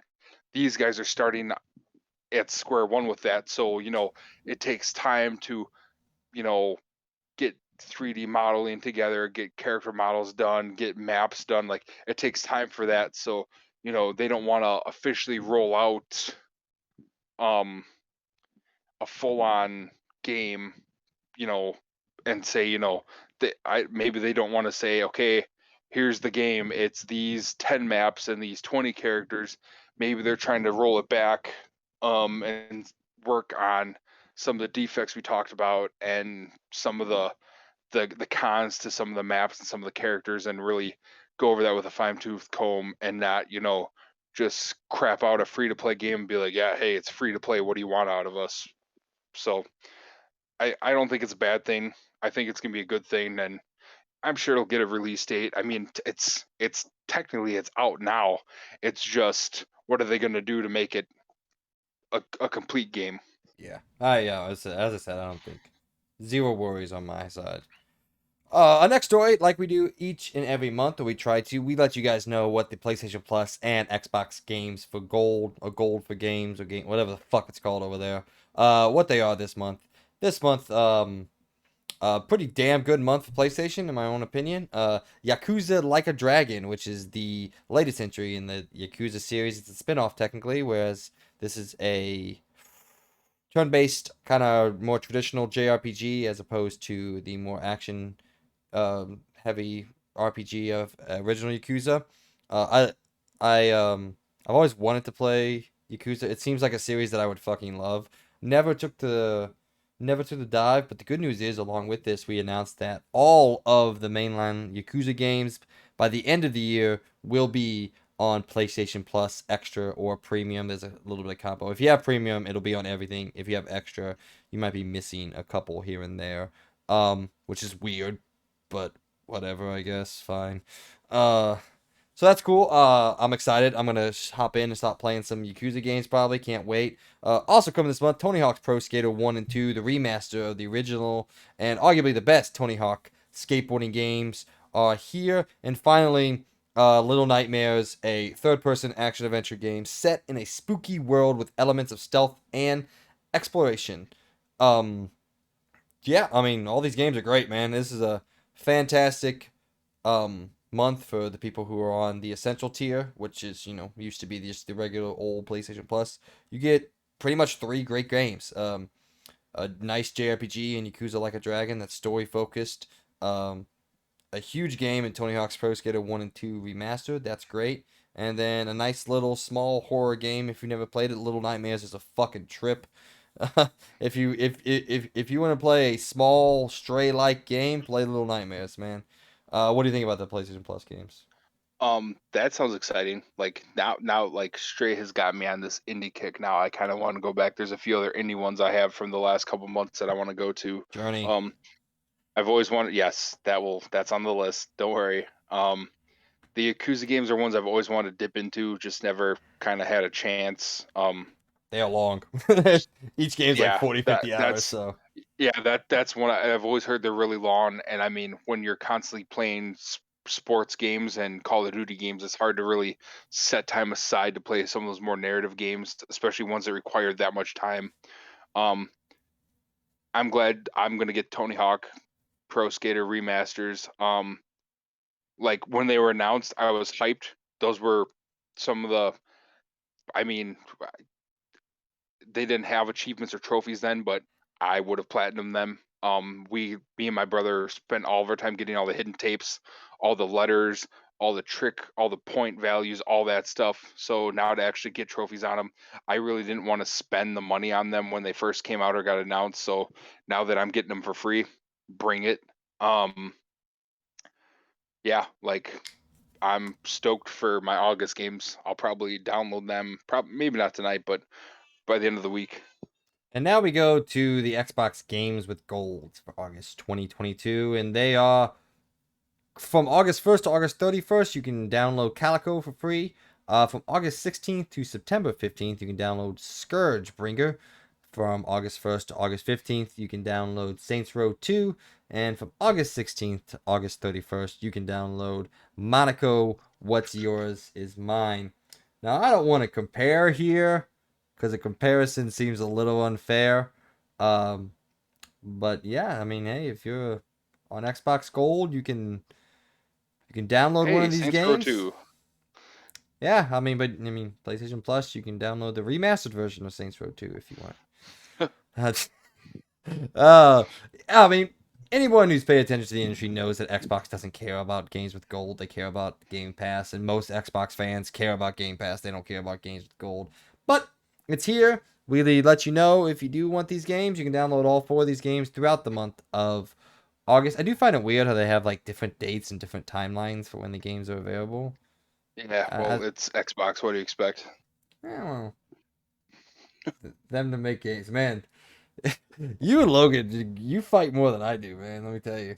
Like, Hey, it's one of those like I said, I've been Sony Nintendo my whole life, and then there was the break with 360, but that was more. Was I gonna be the out one of the necessity, pretty much. yeah yeah so It is what it is. We all make mistakes every now and then. We all make bad purchasing decisions. Hey, I bought the Wii U, and that was a fucking decision, let me tell you. All right, next story is finally, speaking of things that Xbox has that PlayStation doesn't have and probably should have, The sixth story on Around the Point, PlayStation's new firmware beta is live, and we know what is in it. And ladies and gentlemen, if you have a PS5, get excited. We finally get 1440p monitor support upcoming within the next couple weeks when this finally goes live for us normal people that aren't in the beta program. This is a feature that weirdly wasn't available at launch, probably should have been available at launch. Xbox had it at launch, good on them. But this is this is just a feature that we all should need in the modern times, and it's all there. So good on it from them finally coming. Also in the beta is people have been wanting folders. Well, you get folders, but they're not really folders. So there's a new organizational tool called Game Lists that will allow you to sort their games into these categories. Essentially, let's just call them folders. Uh, uh, Sort the games into folders, up to 15 lists, with each one including up to 100 games. First of all, who the fuck has that many small games? You can fit that many games on your PlayStation. But unfortunately, this is only accessible through the library feature, not on the main UI, so not exactly what people wanted.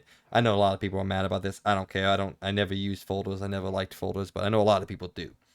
Also, is a new ability to compare 3D audio and stereo audio within the PlayStation UI, which is a really cool feature that you can kind of hear the difference that it makes. It does make a big difference, especially if you set up with the right profile for your 3D audio. So that's cool. And then finally, a couple social features coming out. You can request party members to share their screen if something's cool happening and you want to watch. And also there's now a new pop-up that you can quickly join party members in the games that they are playing. DJ, you got anything about these? No, I You like I don't have said, a I don't PlayStation, really so use.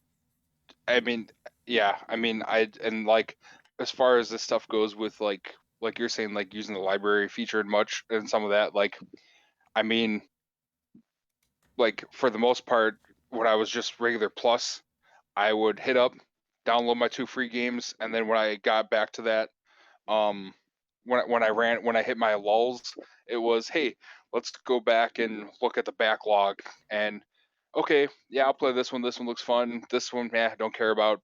Move past it. Or like some of them were games that were like online multiplayer hits, but by the time I got to play it, the multiplayer had all but dried up, so there wasn't much for me to play. So it kind of took a back seat. So I mean, not much I can throw at that. So like I don't, like I said, like you said, I don't really use the folder system. The library is just kind of there. I scan through it once in a while. The sharing thing might be kind of cool. But I mean, we usually, when that kind of stuff is happening, we're usually Snapchatting that kind of stuff to each other anyways. So um, I don't know if it was really needed, but you know, hey, there's people that have been dying for some of that stuff and care and are, you know, I don't want to say have a heart on for it, but are looking forward to having it. So awesome for them. I probably won't use it, like we've talked about off air. PC, gaming PCs next on the docket for me before a PS5. So yeah, well, for someone who has a PS5, these features are really cool, and I'm excited to get my hands on them and try them out. All right, other than that, we're going to go to our final story of this here, episode 19. And ladies and gentlemen, it is a sad one for us PlayStation fans out there. The KOTOR remake, Star Wars Knights of the Old Republic, um, seems to be not going well. So, according to Bloomberg, which is a website that does research on the internal studios and things, the Texas-based studio Aspire recently had an internal demo of the Star Wars Knights of the Old Republic that they were shown off, and was shown off to Lucasfilm and Sony. And from what we know, I think Lucasfilm and Sony were happy about it, but the directors at Aspire were not happy at all. So they have announced that the project will be completely put on pause and put on hold while they look for new contracts and development opportunities. Additionally, Aspire fired the art director and the design director. Those are two pretty important people to how to make a video game.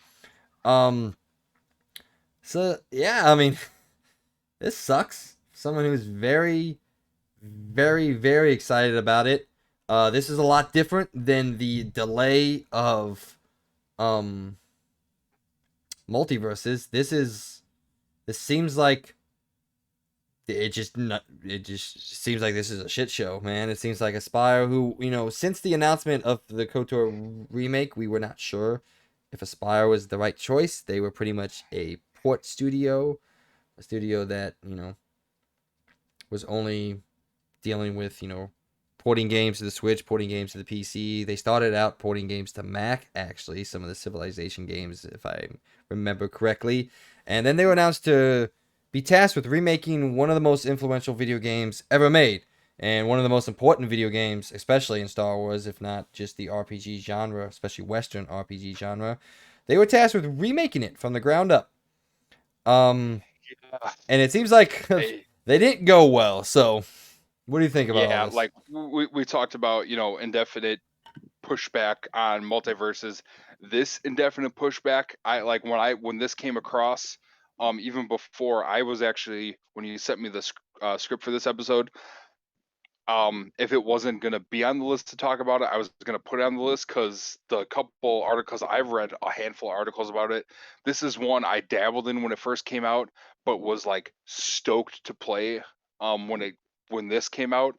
And from what I'm reading, it sounds like this might be shit canned. And you know, at first it sounded like there might be a few hiccups. They might have to push it back for a year, maybe two. It sounds like they decided like you said, Sony and Lucasfilm were like, looks great, keep cruising on it, give us a release date so we can cash them checks, and that now it's sounding like they're like it went from being a few small fires to put out to a raging forest fire, Yeah. and I mean, like evident by the there fact was a that apparently Aspire was internally targeting a late 2022 release date, so next couple months. And now insiders and people close to the company believe that a more realistic target is 2025. yeah, That's a and by 3 year then delay. Holy like shit. now don't get me wrong, it could be great, it could be worth it, awesome, but with like what's going on in gaming right now, like we're gonna have, I believe that's the new time frame for Grand Theft Auto 6 or whatever the hell they're calling it. Um, who knows where we'll be at with these battle royale type games by then? Like that's a long way to push, and like you've already axed like Star Wars wise. Like if I'm Sony and especially if I'm Lucasfilm, like yeah, you've got what's the Fallen Order sequel, Survivor Yeah, or something like Jedi that. Survivor, yeah. So you've got that, but they've axed. Um, I thought I saw something about a Mandalorian game, but that might have just Um, been a rumor. yeah, But I haven't seen anything about that. they've axed Battlefield 2. They've more or less made it sound like they're not going to do a Battlefield 3. Front, by the way. Lucasfilm, I think. What? Front, not Battlefront, not Battlefield. Oh, sorry, Yeah, you're sorry. good. Two Um, different franchises. it it sounds like Lucasfilm and Disney are almost shopping for a whole new avenue to put Star Wars games out. So maybe what they're doing is they're just trying to keep or prove that hey, we did such a fucking smash out of the park job on this. Maybe they'll take it as we really want to do this because we want to be your Star Wars game content creator, and you know, hey, if they do a bang up job with it, the 3 year wait will be worth it. Well, will have been worth it. But if it falls flat, I I mean, I don't want to say it, but it might be the death of Star Wars video games. I don't think it'd be the death of Star Wars video games, but man, this game can't fall flat. And we heard back in May that Embracer, which is Aspire, however you say it, the parent company, they were bringing in Saber Interactive to assist on the project, which isn't really anything. Companies and studios help all the time. There's plenty of Sony studios that help other Sony studios work together. Most of the Inspire employees have come out and said that they actually believe that Saber may take over the project completely. But I just think it's well,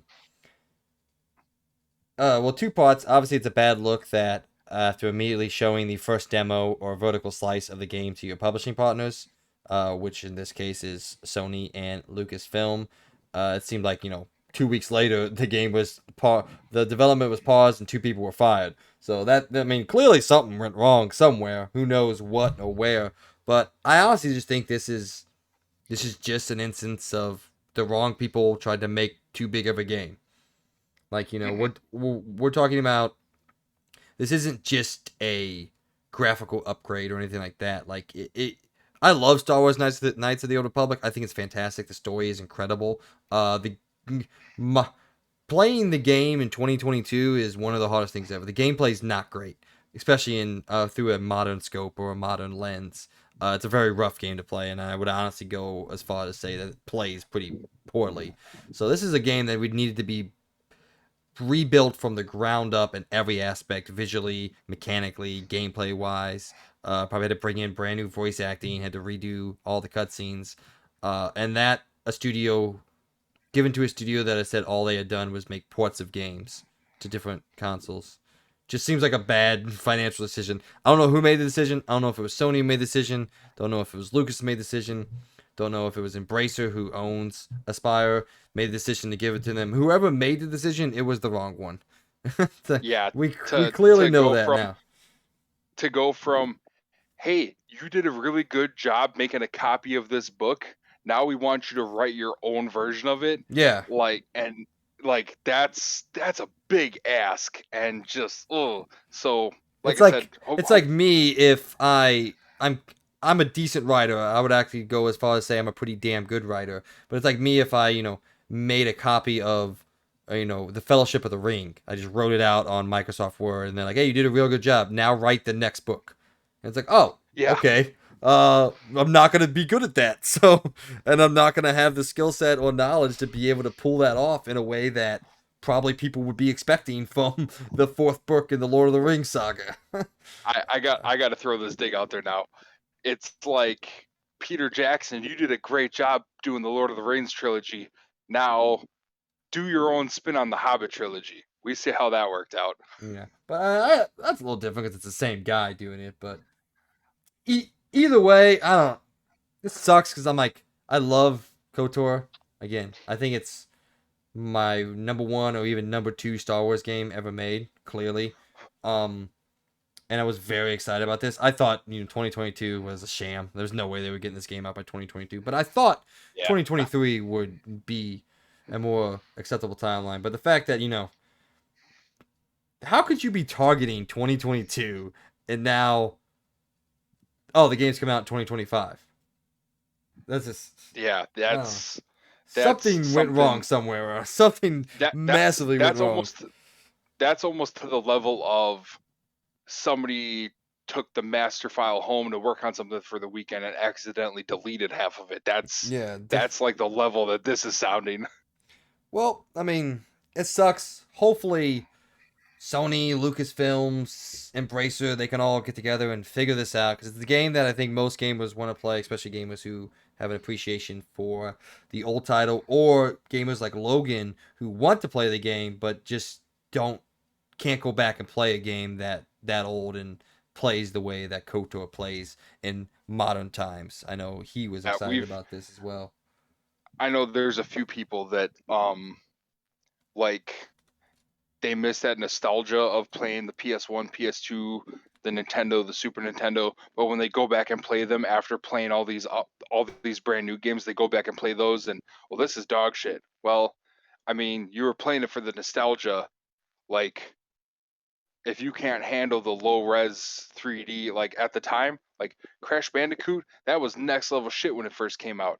When you look back at it now, it's you can almost do a flip book that looks better. There's a But bunch of triangles you're everywhere. yeah, like that you're working with that technology. You can't expect it to be next level. And I I'm not gonna talk shit because he's not here. But like I sometimes with that style of gamer, it's like then don't try to go back and play it. You missed the ship, get over it. hope for a remaster or remake. But as we've seen, especially with Call of Duty, or not Call of Duty, Grand Theft Auto, sometimes the remasters or the remakes, sometimes They they're swinging and a miss, yeah, and you just gotta deal with never having played it. yes, sometimes they don't work out, sometimes they do. But I do still hope that this game gets made somehow. I realize now that I'm not going to be playing it anytime soon. So I'll tuck it in the back of my mind and hope that these people can get together and figure out how to make a fucking video game. Anything else? No, I think that's just about it. All right. Well, that was all the news stories we have for you this week. Tune in next week where we will talk about some of the other things like the Hogwarts Legacy that we didn't get a chance to talk about this week. And congratulations to Xbox Series X and S for still being Xbox's fastest selling console. We'll talk about that next week. Now we are on to the review roundup for the past couple weeks, starting with Story of Seasons Pioneers of Olive Town on PS5, PS4. Got a 77. Bear and Breakfast on PC got an 80. Strange Horror Culture on Nintendo Switch got an 83. Captain Velvet Meteor, The Jump Plus Dimensions came out on Nintendo Switch, and I forgot to put a score on it, so we'll move on. Digimon Survive came out on PS4, Xbox, and Switch and PC and got an 80.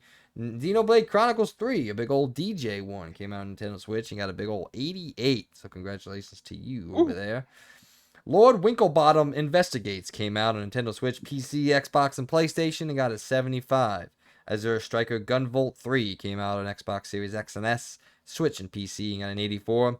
Train Valley Console Edition came out on Nintendo Switch and got an 80. Two Point Campus, One of Mine, came out on PS5, PS4, Xbox Series X and S, Switch, and PC and got an 84.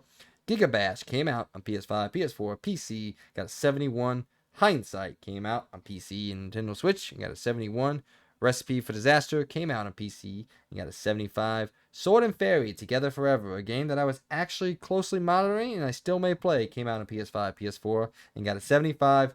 Hooked on You, a Dead by Daylight dating sim on PC came out and got a 77. You got anything for these? no. Glad to see my Xenoblade did good. You gonna play it? That, probably not. It was one of those. I think I played number two. It was one of those not my cup of tea. Um, Grabbed it because I knew that series is ranked high, and I needed something, especially because Worthy. Now, granted, Breath of the Wild got canned for this year, but Worthy started out with Elden Ring, which fucking goddamn. But like, I needed stuff to up. I mean, right now, the only person has a shot at catching me is you, and I got a 20-point lead on you right now, and I still have, but it's going to be close because yes, I have Call of Duty coming out, but you have God of War coming out. So I want to honestly, if I I want want to throw out it, that 2 Point Campus doesn't even have the points yet, so I'm getting 14 to 15 points from that. So I'm yeah, not I 20 know points behind you. and that's going to put you within 10 to, if not 5 of me, if not more, or if not less. I'm pretty confident, So honestly. If I'm being like honest, I'm pretty at confident.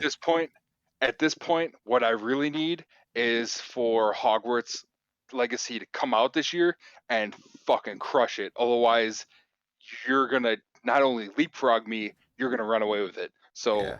you know, fingers crossed. Depending But on what Cult of Lamb could be a big one. I still think Plague Tale is going to score pretty good. Uh, Rollerdrome is one I added recently. The only one I'm worried about is Overwatch 2. I'm confident God of War is going to score well. Plague Tale is going to score well. Callisto Protocol should score pretty well. Cult of Lamb seems going to be score very well. And I just got to go find two more games. So yeah, right now, like Advance Wars probably isn't coming out. I need Hogwarts Legacy to come out. I need Call of Duty to be the best Call of Duty ever, which that's what they're claiming. So we'll see.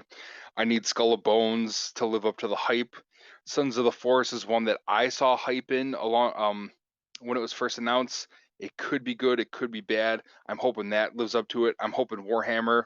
Most Warhammer games do score decent. I'm hoping this one does. But like when you stack what I have left next to what you have left, like if I win this, it's gonna be because I blocked the field goal as time expired. yeah, no shit, right?